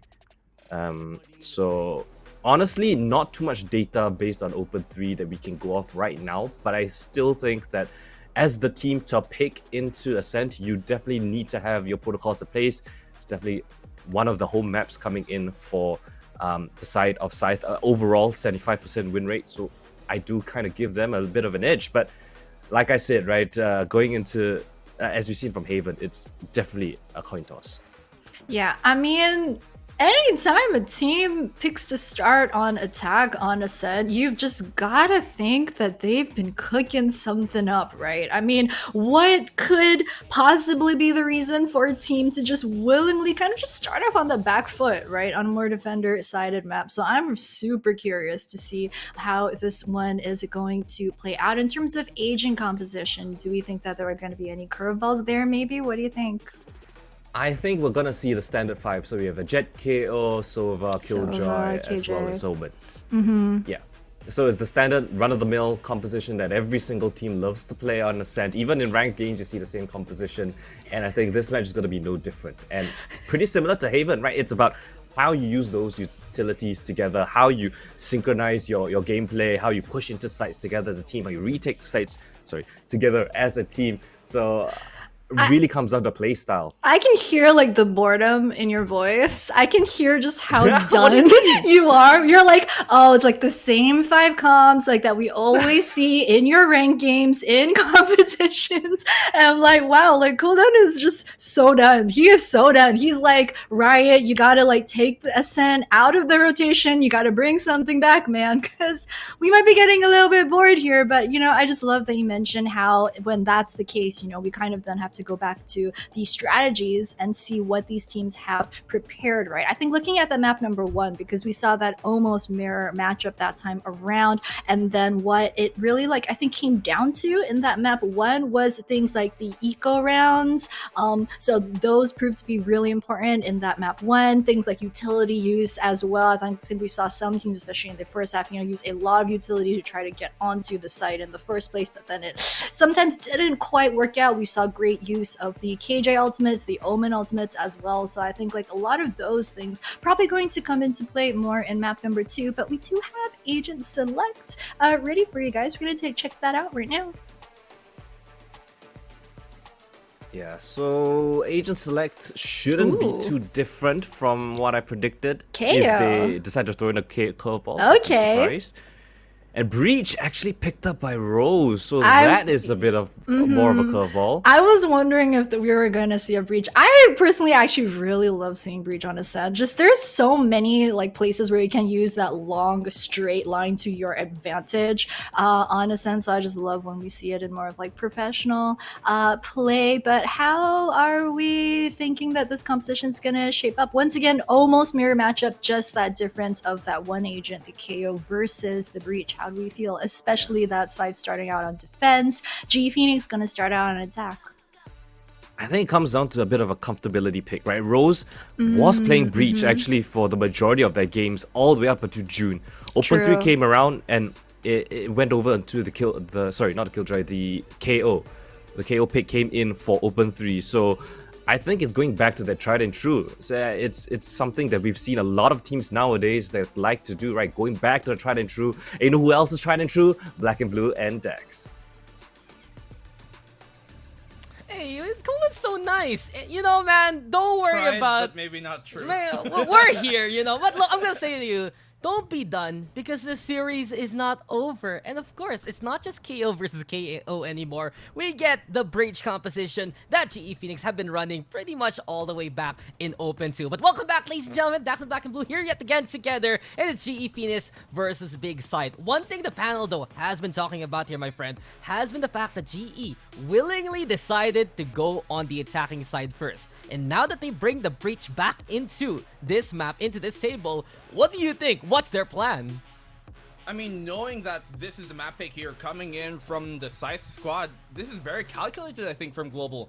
Funnily enough, these two teams are two of the few that do actually have history of running Breach on Ascent specifically, and I think this is a specific change here from Global because they know the KO's on the other side on Crescents, and one of the best counters to a KO a lot of times is an agent that can play off-site that won't be affected by those 0 points, thus being a Cypher, or in this case, a Breach as well if you need an initiator. So if this is a calculated attempt here, or at least a decision that they made specifically against the squad, especially knowing that they had good history on playing the Breach here in Ascent, then this might be exactly what they need to bring this into map 3. I agree with you. It's a game of keep away that GE Phoenix would love to try out. And speaking of, here they go towards B immediately. Muffin Loop already with that first takedown. Paranoia still connects on the march anyway. She tried to go for the sidestep. This gives a chance here for GE to just go for the push. Crescent still gets 2, and it's 3v2 after everything is said and done. Plant goes down, and GE on site. Planted. 2v3, difficult, especially with all ghosts on one side and classics merely on the other for the retake. They still get that paranoia, which could be big. Cooldown off this smoke will take a while. It's still placed there towards that back hall, and you see her, Skylee's having to deal with a lot. Paranoia, this has to connect, and they have to get kills off of this early. They do get damage.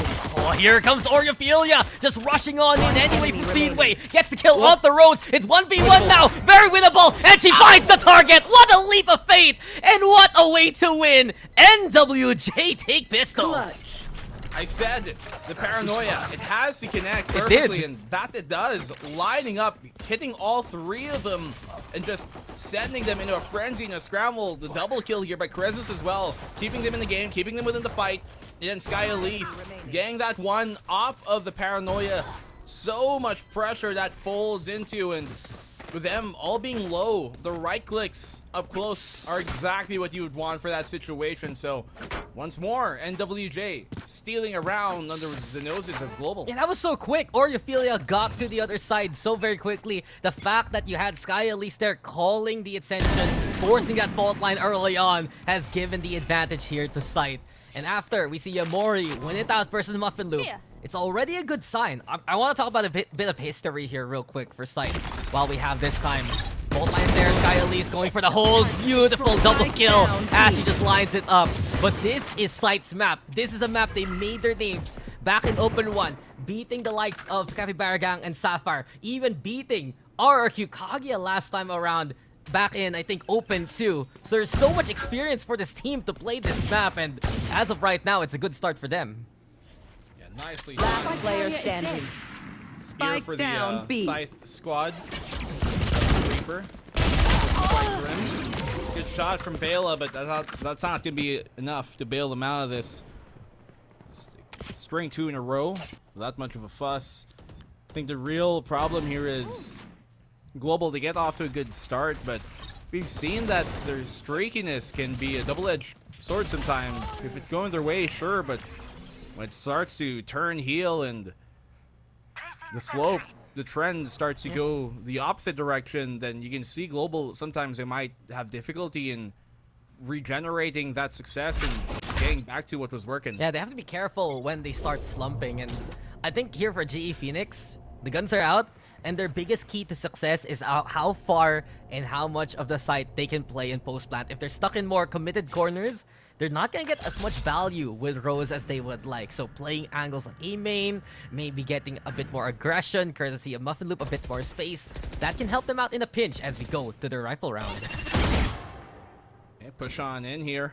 You talked about rifle round. You mentioned it for Global, their first map specifically. Ooh. And Crescents! They line up for her! A Crescent Moon delivers! And they find the double that they needed to get themselves an advantage. No matter if it's waxing or waning, they're just at the ready here for Scythe. A double up posted towards B main, and Yamori, he's prepared yet again. Hits the shot towards Meow. A Marsh only in her hands, but that should stave her off for the time being. Fault line the answer, Paranoia there, used by Oreophilia. Meow has to wait for the proper timing, goes to the smoke, here comes Muffin Loop though in position, but Oreophilia is ready for her anyway. It's 2v4 now, and Scythe in prime position to win out this bonus. Left. Slow but steady pace for Rose. Meow there by Generator. Both of these players need to come up big if they want to win this round, but Rose is in a difficult spot. Crosses through to the other side. There's a flash right now. She still wants to swing. Go for that contact. Realizes spike in her hands. Fakes out the plant. This time around, goes for the stick, but it's little too late as Oreophilia is ready there. Fear her, love her. It's just NWJ with the bonus.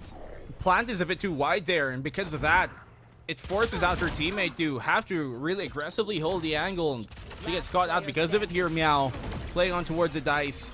Oreophilia going huge. Triple for her, the initial Paranoia to keep him at bay, and then the swing to take down the push of Muffin.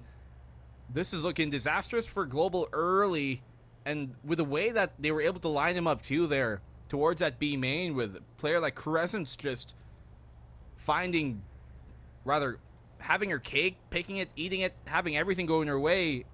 You just know that Global, especially after losing that opening clutch in the pistol round, that can do complete, I guess, horror to your mental and send you into dismay. Yeah, and the thing is, GE Phoenix, they're coming into this map choosing to go on the attacking side first. When you think about that, playing on Ascent, you're like, okay, fine. You want to get rid of the hard part first. You have a plan, you have this breach, and you can actually get some strong punishes on, I'd say, committed positions that NWJ has. But what's been happening? Instead, it's still NWJ with control of main, B main especially. The fact that they're able to stave them off, fight in those closer quarters, have given them so many chances. And you can also add that to that mental. The slump has been hurting GE Phoenix, and it's continuing now as Scythe is just so prepared for them.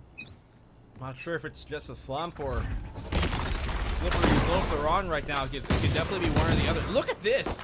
No fear at all. Snap is on in for the shorty, and oh, Meow finding her through the smoke. Well, you should be fearful because Meow is here, ready to be that Apex Predator instead. Finds the kill onto one. That's the gun picked up here by GE Phoenix, and that's one thing they're stellar at. Get out of my way! Using utility to go for the punish. Catch out members who over-aggress, and it's a push towards B instead.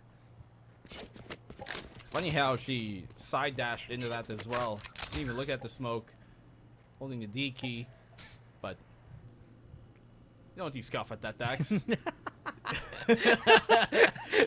Holding the D key. True. Yeah, true. Sometimes people hold W. It's a D dash there. And well, it's D-Day now as GE Phoenix. They're looking to land on the shores of B. They go for the smoke play also. The turret, though, is stopping their push for the time being. And the Owl drone scouting out the site as well. But Scythe have already evacuated. This is GE's for the taking. The plant should go down unhindered. 30 seconds They left. got the from the shadows as Spike well here planted. from Oriophilia, just to make sure and check out B main if they really wanted to not waste even further time for that. Look at Meow. And I never see that, honestly. Meow's trying to do something. Yeah, you know, there's a new meta in a new way. There's the one-way setup also covering her, actually. So very interesting here from GE Phoenix. Rolling Thunder now the call. Here comes Curious Well, looking to go for the swing, but March has the firepower. Time running out though, and NWJ need to make it towards that site and fast. Taking already this bomb about to enemy explode remaining. soon, and March will get 3. Muffin loops there though towards the corner. The blades aren't enough, and there's an ample time for NWJ to get away with it. This will be another one in the books for the defense. That honestly, like, they get the plant down. Yes, it was an eco, but they could have gotten so much more, especially since they committed Rolling Thunder already. If they didn't use that, I would have been like, okay, good round for them, but they did.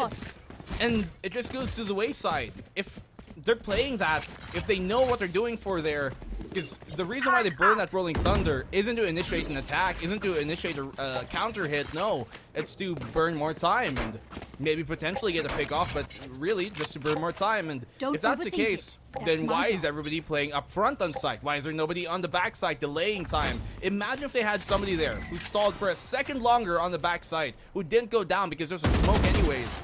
They could have won that round. Yeah. So these type of things where Global, once again, they have ideas, but they conflict with what they're saying, what they're trying, and what they actually try and do. Yeah, it's been innovative. I mean, we've seen their positioning. In the end, Muffin Loop could have been that one to buy that extra second. It was just cleared better by Scythe. And right now, it's a defense who are just overrunning GE Phoenix time after time. Whether it be a retake, whether it be an initial hold.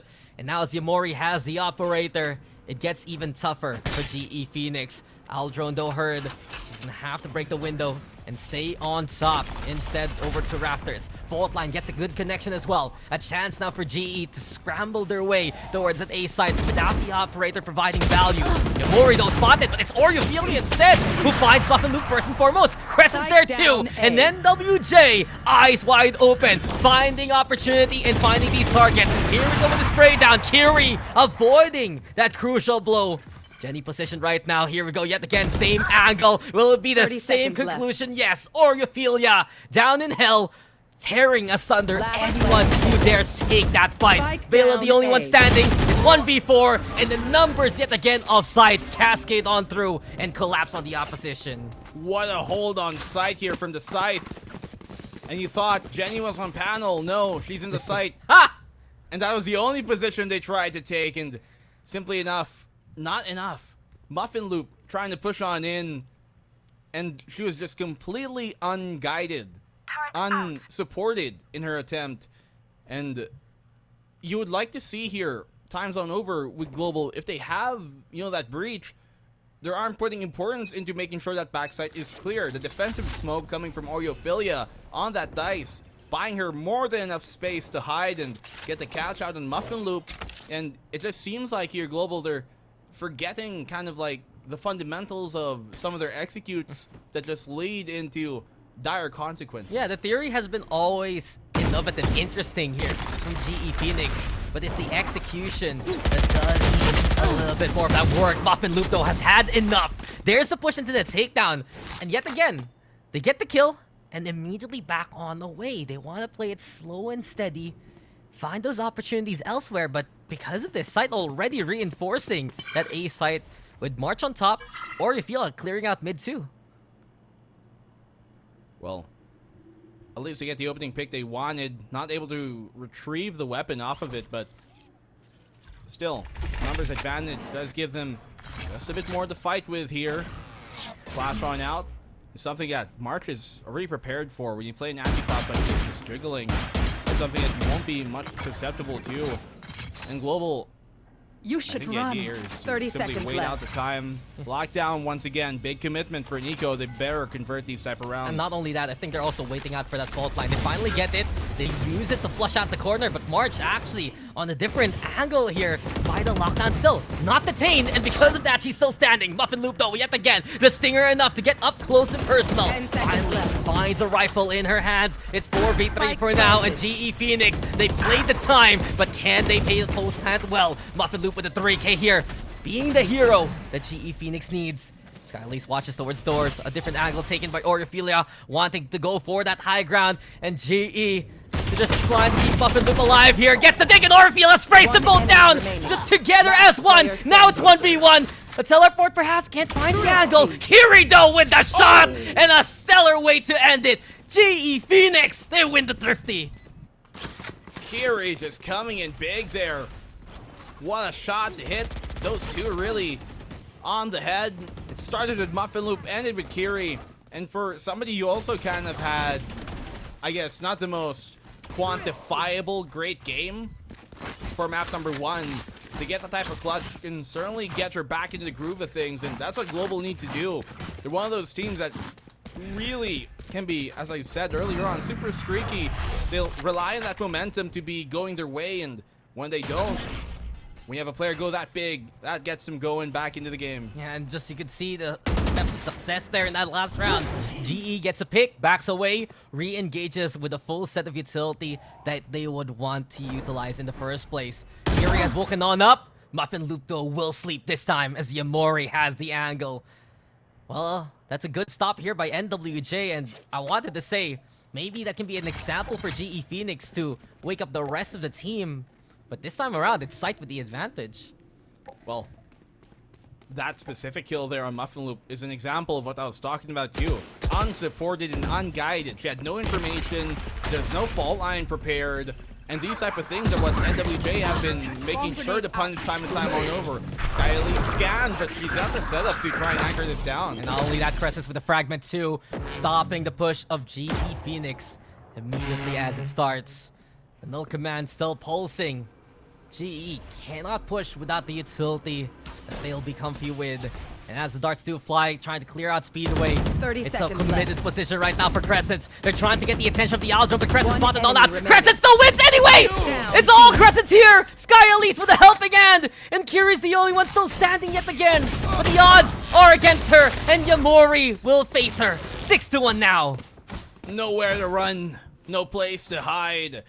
Crescent comes and, my goodness, they all die. Fall one by one, and she was even spied out here, cleared out by the drone, fronted the attacking side rather, and still gets a 2, just shutting them down seemingly. Even if they were almost, you would assume, prepared for the fight, it's about winning the fight that's important. And in that case, NWJ, they lose the 1 round off the Thrifty a while ago, but it's back on the same path once more, back on track for the Scythe squad. And Sky Elise! Okay, okay, even the camera had to turn around and say, wait. What's going on? What's going on? What's happening We here? just started the round. And they're gone already. And you can see, it's such a tandem here for NWJ. Crescents as well as Sky Elise, the masters of B main right now, have been instrumental at stopping GE Phoenix as soon as possible. Paranoia connects onto Meow too. It's such a struggle here with the rifle only in the clutches of Kiri. GE don't have the firepower, they don't have the position, and NWJ already breathing on their backs. That turret is great to play off of Oh, here. this You crossfire. can see Kiri has the right idea of clearing this out. Good Last kill goes her player way. standing. Sky Elise, a Spike third, to be down, on B. pace for a 4th. Get the 4K, call it a day for Kiri. Ultimately shot fire. enough, this round should be done. She's trapped, pincered, B main, her final ground of stand, where she puts it up. Oriofilia 7th, so already the advantageous half secured early on here by the squad, and it's making it more difficult for Global to come back against Scythe. Yeah, nowhere to run at all, and honestly, the speed that GE Phoenix is playing, as soon as they get caught out early on by Scythe, that's pretty much it for the round. They don't really have too many of those fallback plans besides going for the punish. They're trying to capitalize on Rose's utility as much as possible, and it's just not working. And from that point on, we've seen from Scythe, just the swings have been strong. The firepower is incredible. And now, yet again, an inkling of info. Scan going. Well, lots of utility. Well, some utility, to be honest. Being thrown out here towards A main, but nothing to really call home about just yet. Global have yet to find the stop they needed. We haven't really seen a proper split of a side committed towards like maybe B here. Take that away. Go around what has really been a forward-facing anchor defense. And maybe that could work for them, but they're going back to the same idea that has had the same mistakes and same problems last time around. They're just, I guess, hoping to be able to do it cleaner here, but there's so much utility to keep him at bay. By the time they get within sight, look at how much damage they already take. Kylie is finally forced to go to both house, but she still wins it anyway. Reinforcements perhaps, but from the shadows denied, and Sky Elite still standing. Can she get a second? Yes, she does. Third though denied by Kiri, and GE fight their way towards B. It's 3v2 though, and Oreophilia waiting for Yamori to come together with her. The struggle though, the updraft there for Intel. Well, at least they know B main is clear here for the retake of Scythe, and that makes it even more possible for another retake potential to come on in. Although, this time though, Paranoia a bit too early. Rifle not reloaded. Yamori gets a double, a triple for her. A shorty? She has a shorty in hand. She gets the first shot. Oh, Doesn't no have bullets. much more. Gotta reload. The right click not there. It connects and buys global time and around. No bullets, no chance, and Kiri was just dancing. Left, right of that doorway. And you can see here, for GE Phoenix, they decided to book it. They've had enough of these forward positions of NWJ, especially Sky Elise. And while the Killjoy did put up an incredible fight, yes, it still wasn't enough. We see here for GE, they capitalize now on having those numbers, anchor well, and make sure that they're ready for these kind of pushes. You mentioned the timing there for NWJ too. That Paranoia, just not the right one alongside Yamori, and GE takes advantage of it. Yeah, Oreophilia too kind of fumbling there a bit. That really what led to the mistiming of it. She thought she completed the reload before throwing out the Paranoia, and because she didn't, it made her a bit too late on the swing, which meant Rose was ready for the peak and took her down, bringing it to a 1v2. All in all, though, at least GE, they take the round, and Scythe here have still so much more to work with in terms of economy. So I don't think they're going to be reeling from the effects of that just yet. Let's see how this next round goes. They're going to try another split here. And Presence in a very difficult spot. Yeah, Flash is there. The Rolling Thunder gets a connection. It's a 1-for-1 for now. Oreophilia still sticking around wide. And Muffin eviscerating Crescents along the way. A great clear here from GE. This is what we've been looking for from them. A lot more aggression and a lot more ways to, at the very least, be prepared for these angles taken. Kiri, a hero, but vaporized by March there. It's 3v1. The Odin, the big gun, fighting back, yes! And look how peppered GE Phoenix is this time around. You mentioned it, low HP, but the aftershock can be deadly. March has to push forward. A spray down can be a saving grace here for NWJ, and Muffin Loop is spotted. It's 2v1 now. Meowdo behind her, and the spray down gets the connection anyway. Wallbang shenanigans. It's all up to Rose now. She uses the dart though here from March towards Jenny, looking for wherever GE may be hiding. Time is ticking, and the shock dart's there too. Trying to get halfway, the fault line, and Marsh, can she hold things down? Can she get the shots? You can see the Odin is hampered by the stun, and Rose will be in full bloom this time around. A win for GE. He still gets a connection there at the end too. So GE, nice overrun. This is what we want to see from Muffin more. Playing with the timing. She knows a second flash could be coming. The Cloudburst there buying them a bit of safety, a bit of a net, so you don't get swung off of the flash initially, and then following up on the rest of the kills here. So nicely done from GE. Kind of messing up the timing. This is what I was talking about. When they split the site, when they actually go for more than just 1 point of contact, that's when they look the best with the attackers. Then NWJ can simply focus down. Oh no, this dangerous. The timing is better from Oreophilia, but Bela does get the trade on back. Presses with 2. Bela does the same, and now it's a full stand here from NWJ.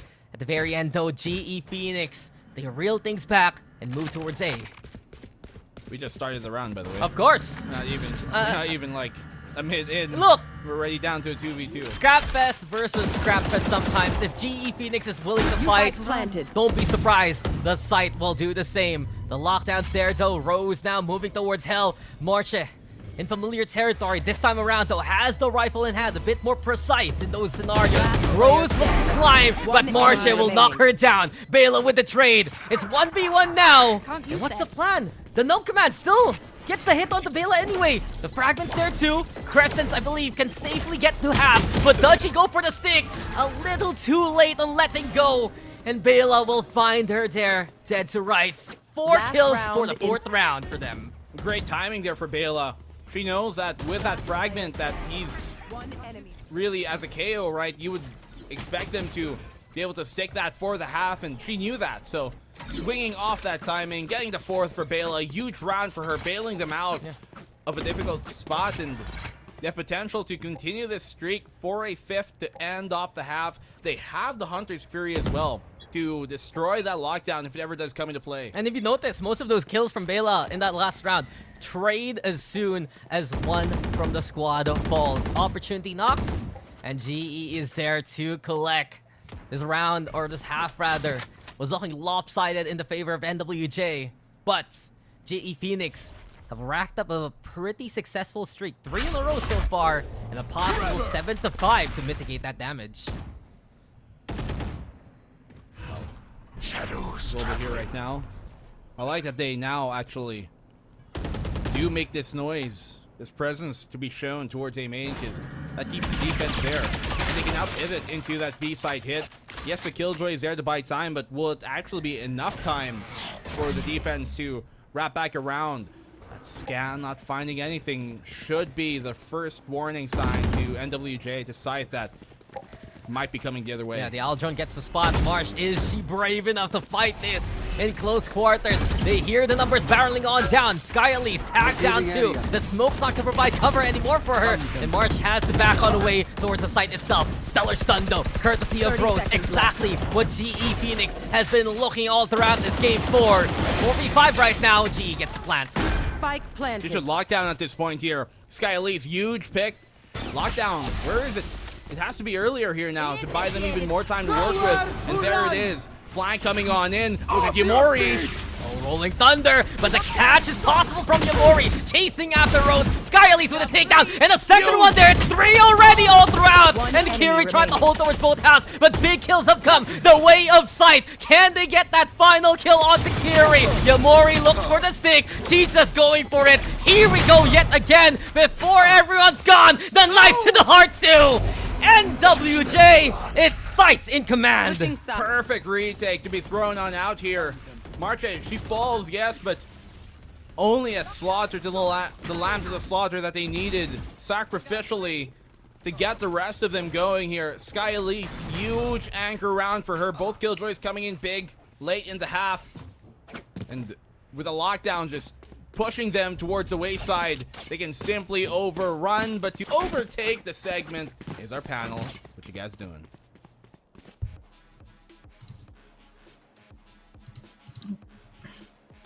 Thanks, boys. GE starting out having a rough time of things, but managing to string 4 rounds together when it counts. I think Coldan, we wanted to highlight Muffin Loop during this halftime. What did we think? Yeah, so in order for GE to win, they kind of needed Muffin to get opening kills, right? The entries, the opening frags, so much pressure was put on Muffin, and she needed to deliver for her team to actually put rounds on the board. If we actually went back to look at how those couple of rounds transpired, how GE actually won those couple of rounds, if I'm not mistaken, 3 of those rounds ended up in a 1 versus 1 where they won. 1 round was at Eco. And you just saw the last round that happened, right? It was very, very scrappy to say the least. I mean, GE tried their best, and the problem is I'm not seeing that kind of success when you pick to start on the attacking side of Ascent. When you pick to start on the attacking side, you need to have your protocols in place. Unfortunately, it just weren't really there. But still, they managed to make things work. 5 rounds still on the board, right? Oh, sorry, 4 rounds still on the board, and they can still make it work. Right, that is the scrappiness from GE that actually, you know, comes into fruition, and we need to see a little bit more of that and a bit more coordination if they want to take down Scythe. Yeah, absolutely. I mean, Muffin Loop did have that one early round with the jet knives as well. Kind of went for those 3 body shots in that clutch situation, 1v3, and it didn't work out. I think that they really do need Muffin Loop to make those ultimates count to be able to bring it back. But it's going to be 8-4, pretty respectable number for Ascend, actually, I want to say, starting out on the attacking side. But we'll see if things are different. Dax and Blue, back to you. Thank you there, Raichu and Coldan. Gotta say though, you made a good point there, Jenny, because now GE Phoenix, they have something to work with, right? They got that 3-round streak. At least it's manageable with an 8-4 standing, and this perhaps is where we can see how the Breach can counteract some of those KO pushes that the side of Scythe would love to run, Black and Blue. Yeah, especially now that they're on the defensive side here right now, Global, right? They can have that Breach in places where she can really affect the fight without having to be directly in it, and that's what we want to see. That's the calculated decision that we at least anticipate that they've made for this specific matchup. But we're going to have to see it come into fruition before we can even call that shot. A Scythe looking to be split here by NWJ. But the alarm bot should alert into this. You can see though that Global on the defense, they know that they don't want to be breaking that KO, so they play off-site. Yeah, they want to stay away from suppressed rages as much as possible. Sticking around towards the corners even, and Bela peeks out to get that takedown. Crescents, though, finds 2. It's NWJ with the advantage yet again, and honestly, Crescents, very consistent, getting 2 kills in many of these rounds, giving advantage to the attack.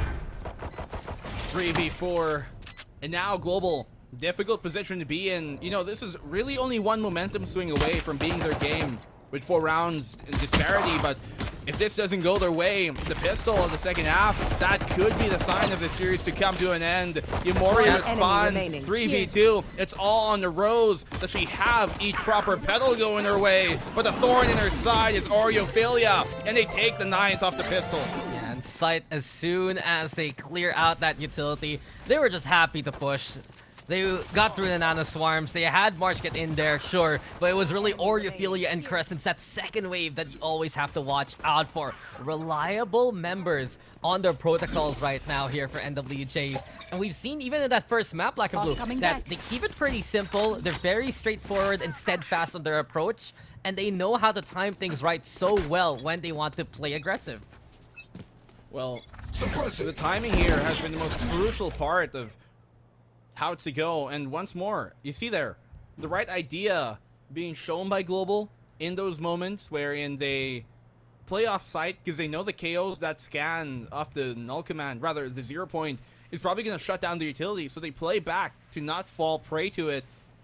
But in the end, whatever initial idea they might have, it just crumbles down to the much more fluidity that NWJ have shown on their attack.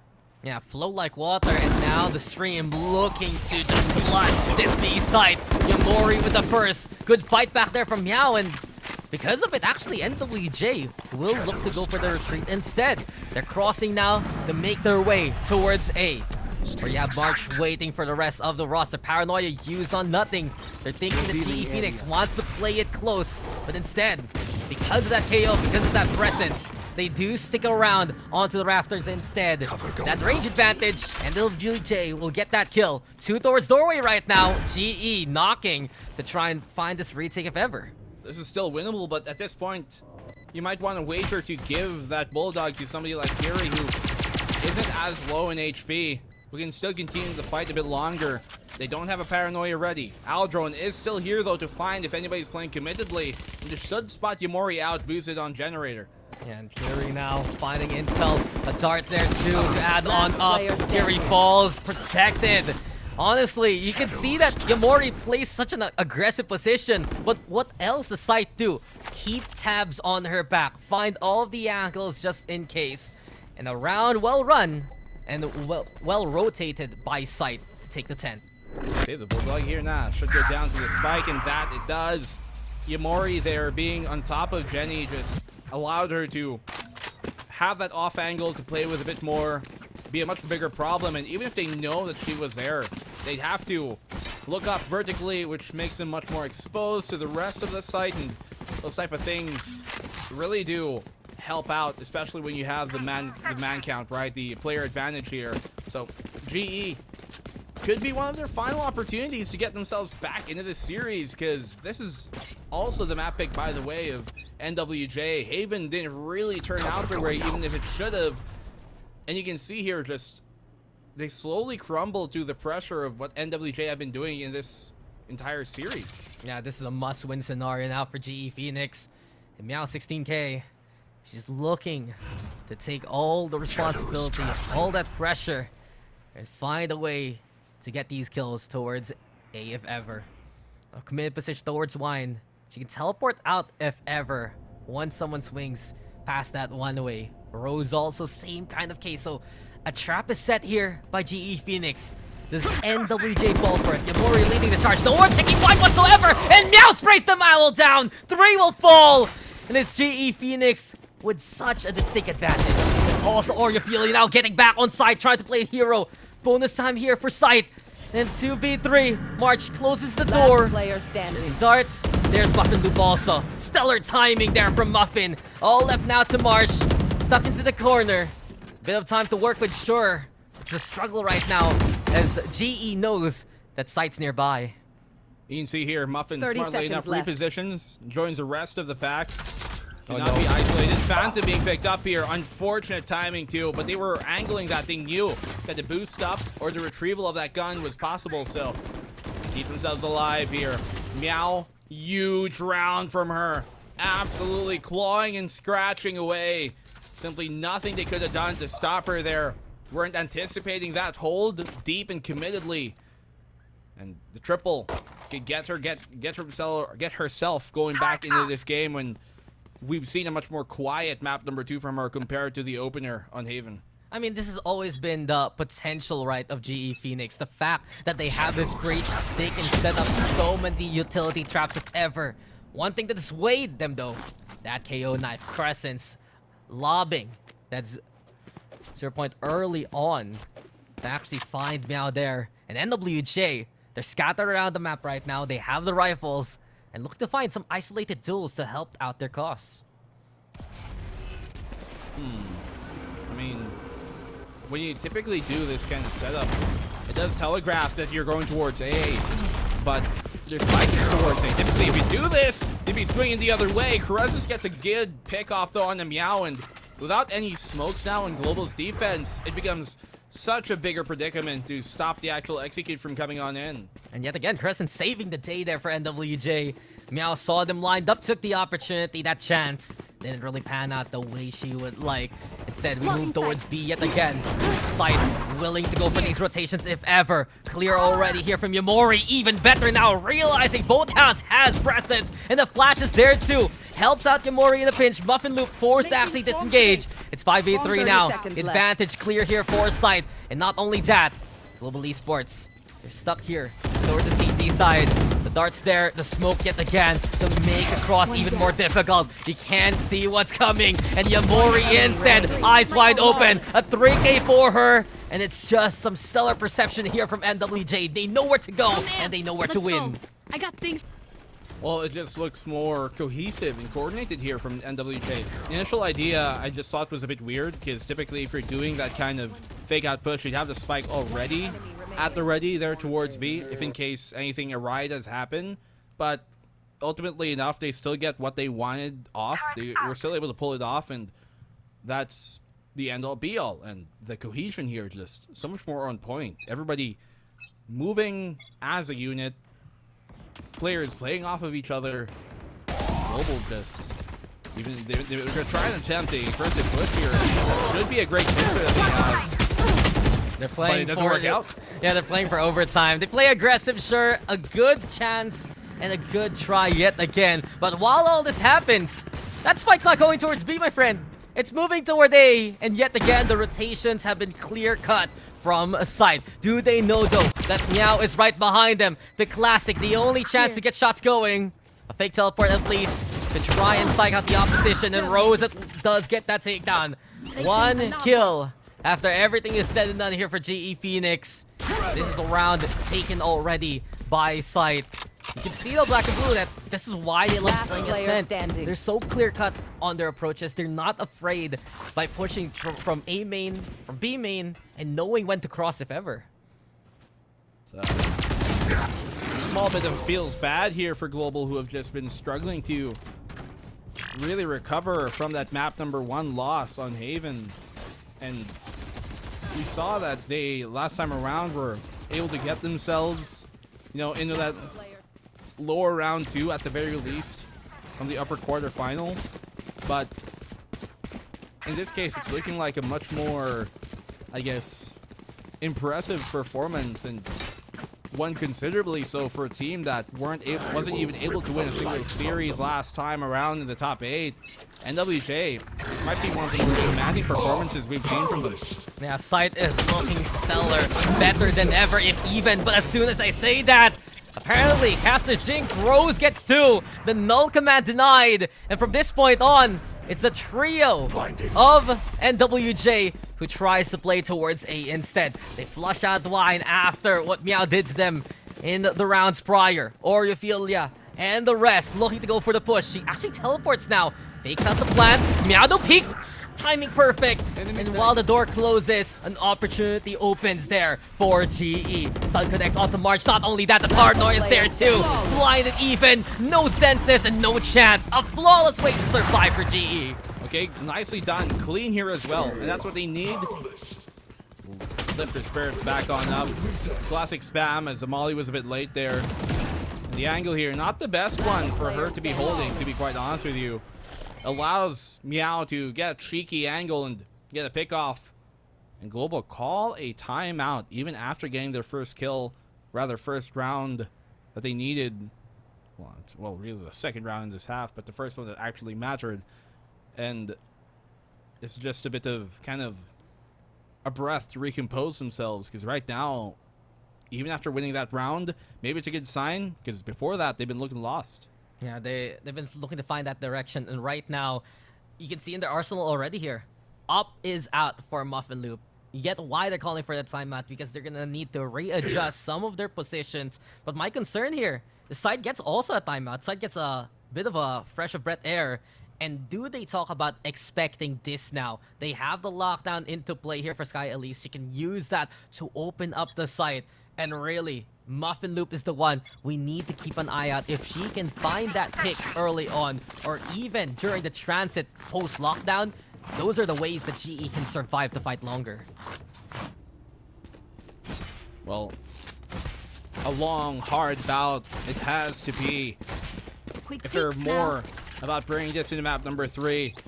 Rolling Thunder available on the defensive side. It's going to be difficult, though, to really get themselves in a position to do that. If they're not active early, great shot from Muffin to get themselves going. Yep, I asked and she delivered. Muffin Loop, incredible with the op in hand. And enabled now with the Owl Drone 2 trying to scout out mid. Mori sticking around the corner. Now Scythe knows that the biggest threat is back on the board. A bit of a split approach here. They want to try and clear out mid at the very least. Give them opportunities to transit if ever. But yet again, Muffin Loop is the one to watch out for. Looking for a target, doesn't realize there's something on the way. Oh, The swing dangerous. comes and Oriophilia will get the kill. Dangerous, yes, you mentioned it. And punished accordingly. You don't have to go for an aggressive stance like that, especially unsupported when you have the player count in your favor anyways. It's a 5v4. Why take the risk? You have the advantage. And those type of moments are where NWJ have been finding these opportunities to swing the round back their way and just nullify whatever early advantage Global might be able to seize. Pressures of 30 surviving, seconds left. and from this point on, Scythe can now move across if ever they choose to do so. Bela, though, has the utility prepared, so at least there's stall potential here for GE. Those nanoswarms need to get popped at the right timing. Alarm bot now spotted. There's the first nanoswarm. The second one is there too. And this does cut off the 10 approach seconds of left. Scythe. Yamori all alone, clearing out hell. The teleports from Oriophilia though, helping on out in a pinch. And she's the one with the spike as well. So some heads up right now from Scythe. It goes to a post plant. It's not the best post-plant situation, though, for them in terms of where it is, so this definitely can be forced around off the Rolling Thunder. They dodge it, though, from hell. They do. They're not going to be able to clear this out cleanly. Yamori! Oh, Kiri with the clear. Do they know March is there though? She's keeping silent. She's looking for a backstab opportunity. And Crescent with a takedown. Meow and Kiri though with the clears. And it seems like it's all set up for GE success still. They survive even longer, Black and Blue, and they still keep on fighting. That's what I was talking about. Because of the position of where the spike was planted there in Jenny, it would have made it much more difficult for them to stop the defuse from happening because of where they can potentially position to deny that defuse. You think of it really, what are the positions that you can actively get an angle on that if you don't have anything like a molly or a snake bite? You're gonna have to actually wide swing either from Hell or from the switch itself, and those are not favorable fights, not for the post-plant attackers, and Global able to overrun it because of that. And good, big kudos there to Meow also. She's watching still for Hell, keeping an eye out if it was clear or not. The stun gets the connection though, and Bale with the takedown. This is what the breach is all about, but the reload, ill-timed and ill-advised, leads to a 3v3. And NWJ yet again, they find those small mistakes made by GE after their big plays, and they do punish accordingly as they move towards A. Well, that was a fight, for sure. Towards B main, just an absolute slugfest. They stand 3-3. This does make it more difficult for the defense, though, because they're able to split now. And with the control that they seize in A main, their biggest problem here is going to be Meow. If they don't clear out or make good cover of that A main position, it's going to be the bane of their existence. And they fake out the Hunter's Fury though after that initial tap. And because of the audio range, perhaps they also realize Meow nearby. And Oreophilia throws a smoke accordingly. Rose here now with her teammate Kiri setting up towards Raptor. Kraken is there though to stall the approach. This aftershock is quite deadly and Yamori has to evacuate immediately. Paranoia gets the connection. Meow yet again finding value. It's Kiri with a takedown. Kiri with a second! And Crescent's all alone now. 1v2 scenario. Can she provide the clutch yet again here for Scythe? Look for the angle isolation behind the Jenny here, but no power whatsoever. Blackout made by Meow and Kiri and GE Phoenix. Oh! Gotta defuse that. Okay, that got scary a little bit. I got so scared! It's like, what? I think they just, maybe they're trying to secure a weapon. Just delay it to the utmost. Bro, they're, no, they they were .26 away from losing that way, okay? Please stick it. Please stick What it. are you doing? No, it was Rose. I think it she was Rose. messing with us. She knew Oh. she had like a second to spare, so might as well cut it close, right? Just to make it I need a more timeout. interesting. Dude, I need a timeout. I got so... My heart actually stopped there for a second. Well, to Well. her credit, she's having the best game so far, and at least in comparison to map number 1. So give her some slack. She definitely. Yeah, Kiri has been incredible, honestly, all throughout this game. Anything that Meow or Rose sets up, honestly, it's not Muffin who's knocking it down. It's Kiri who survives. It's Kiri playing that entry and just having a stellar rifler right now in your roster because you have Muffin Loop playing that operator. It provides such a strong mid line here for GE Phoenix, especially on the retake. That's essentially what she's been, right? Muffin might be the first one in, but it's the second guy, usually the second player. In this case, it's Kiri, and she has been the one who has been, following up on the space being bought by Muffin Loop. You might assume Rose is trying to rather support her or enable her, but in the end, the cleanup duty from a player like Kiri has been keeping them alive when it seemed so dire. They've now gotten 3 rounds in a row. If they get another, that should send NWJ to an eco. Did you say Rose? Is this Blackpink? Did I? No. Anyway, enough about that. This is a judge in the hands of Yamori, by the way. She's utilizing the blades for longer range if ever. Perhaps some close encounters of the auto-shotty kind. Spike is planted though very quickly here by Scythe, and Crescent decides to go for that first blow. Oreophilia too. Things collapsing immediately here for GE Phoenix, and it's Rose and the rest looking to pick up the pieces. Lockdown's there too. Aftershock flushing out anyone who wants to try and play towards Hell. But this lockdown is getting immense value, Black and Blue. They're forced away immediately. It buys even more time This is looking disastrous right now for Global. Looking like a hasty retake just to get themselves in. And the knife, it stops the lockdown from being placed. Oh no, it's even worse for Wear here, as NWJ are all prepared. The Grim Reaper has knocked on GE Phoenix's door, and they have come to collect a 2-0 win here for Scythe. Oh my goodness, you got my hair up in a bit of a muck because that was just so scrappy at the end there, and the perfect 0 point as well connecting just meant that they didn't have the lockdown to utilize. And even though they could have placed it earlier on, because you see the attacking side here of NWJ place theirs, there simply wasn't no more time for them to wait for another lockdown to be utilized in the post-fan retake. And NWJ just looking a lot more cohesive and playing as a unit than we, to be honest, maybe would have expected coming into this series. Yeah, I honestly thought GE Phoenix would be the one who's a bit more disciplined, a bit more collected in what they do, and when they set up those incredible traps, when they become innovative at how they actually plan out their approaches, then yes, that's where GE Phoenix does shine. But then again, they're also bailed out by some of these, I'd say, hero plays from the likes of Kiri, and Scythe instead takes advantage. You mentioned that KO, you mentioned the space that they were able to make, and honestly, Scythe, they delivered on their map pick as well. But it's time to toss it over to the panel to break down what just happened. It's Scythe, though, moving on to the rest of the upper brackets. Thanks, guys. I mean, Scythe looked like they were getting off the back and forth seesaw straight on a train to Win City, but towards the end there, man, that was close. We were all like holding our breaths. Is this going to be the GE comeback after the switch? But Scythe managed to hold it together, so huge props to them for taking today 2-0.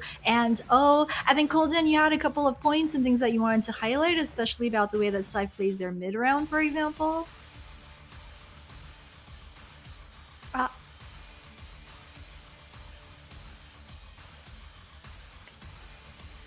Hello, not You're again. back. My mic just loves to, take things for a little spin. But yeah, Scythe took us for a mad spin, right, on the attacking half. Their mid-round calls and their rotations were really, really on point. I mean, so many times we see multiple members of the side squad on different parts of the map, right? So they didn't really put all their eggs in a single basket. They actually spread their chips out and actually, prodded for information, found out where the stack was, and when they didn't really like a certain side, where they realized that, hey, there's a bit too much heat here, let's pivot, let's head over to the A side, let's head over to the B side, let's head towards mid. There's so many options in that attacking side that it really, really shows their in-depth understanding of how the play is sent. And I think when you had such a great lead going into the second half, it really just shows like their team play is just second to none. I mean, GE, they did have some great rounds with some individual prowess. Right, there's a couple of highlight clips from a couple of the GE members, but just not enough as a team. I feel GE this time around to bring it over the line to really best Scythe in the macro sense of this game. Yeah, we're gonna talk a bit more about Scythe later on when, we look at the highlights, stuff like that. But I think I want to spend a minute here to talk about GE, and because we are in that double elimination bracket, right? So they've still got tomorrow to play for. They're not out of the competition just yet, but looking forward for GE. What do we think like that their main problems are? How do we think that they need to fix this in the few days that they've got? Oof. Right, the next match is tomorrow, if I'm not mistaken. So Yeah. there isn't a lot of time to exactly, reinvent yourself. I think most importantly is to really, like hammer down your fundamentals. Make sure that you aren't making those, very basic mistakes. And I think we can take a look at the scoreboard to really see how things panned out over this map.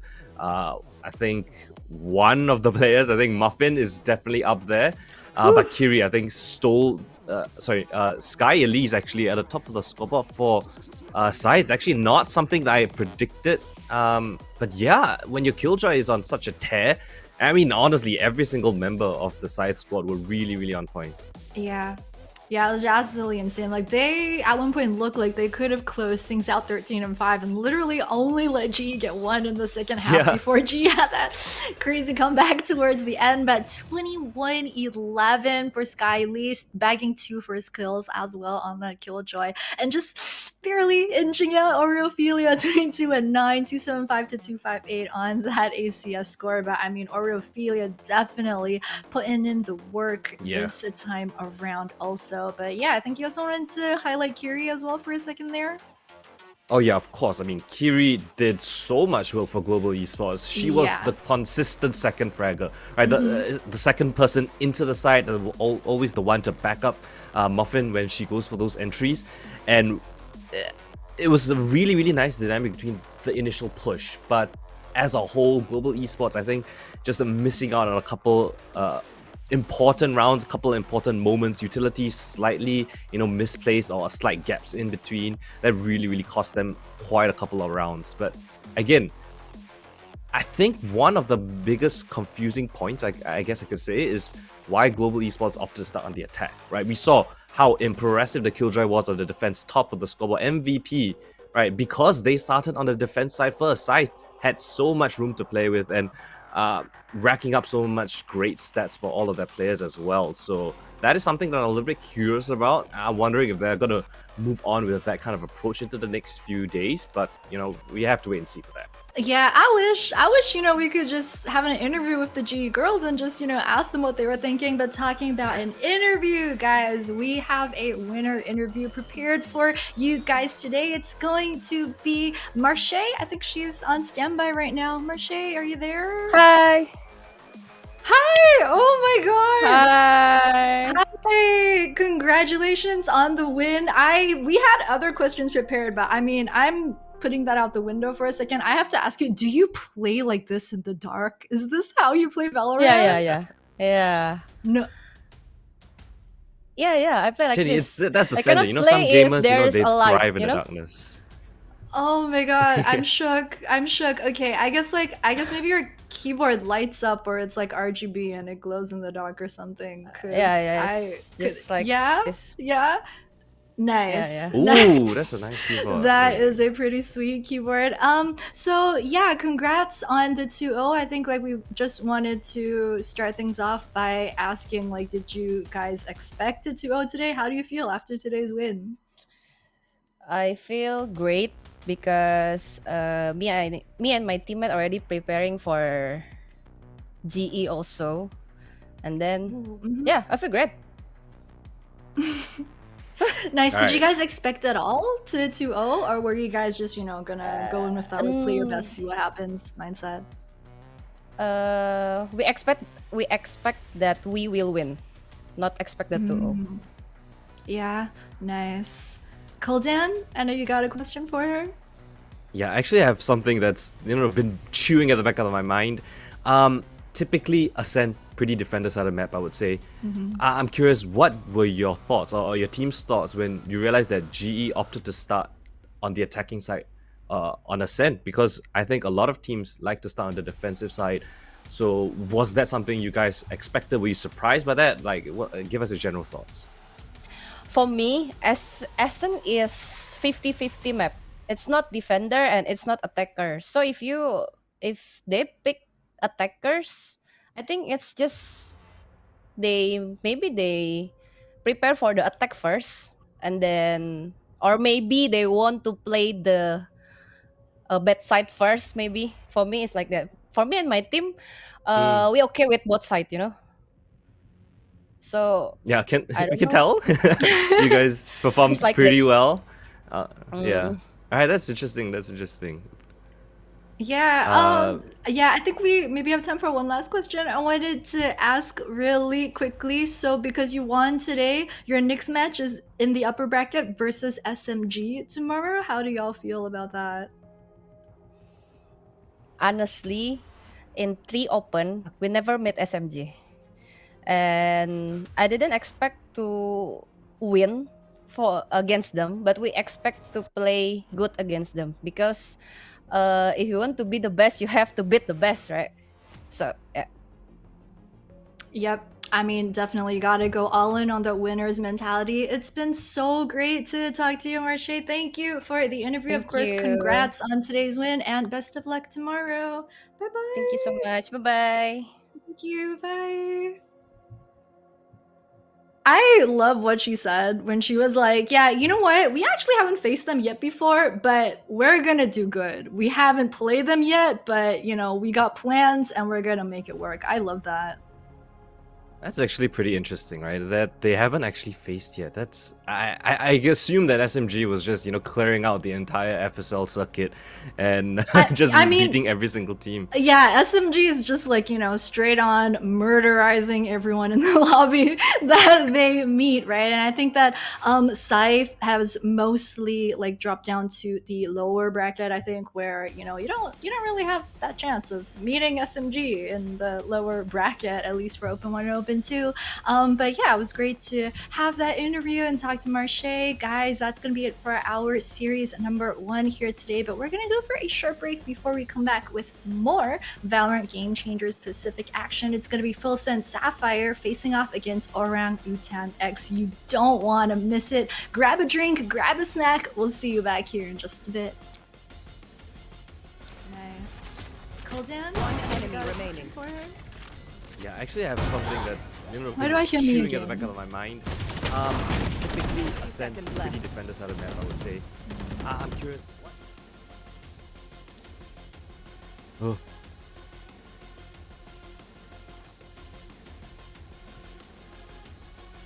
And Kuldans! And Kuldans! We were just talking over the It was like it wasn't even a current mic sound, it was a history yeah, it's mic sound. recorded.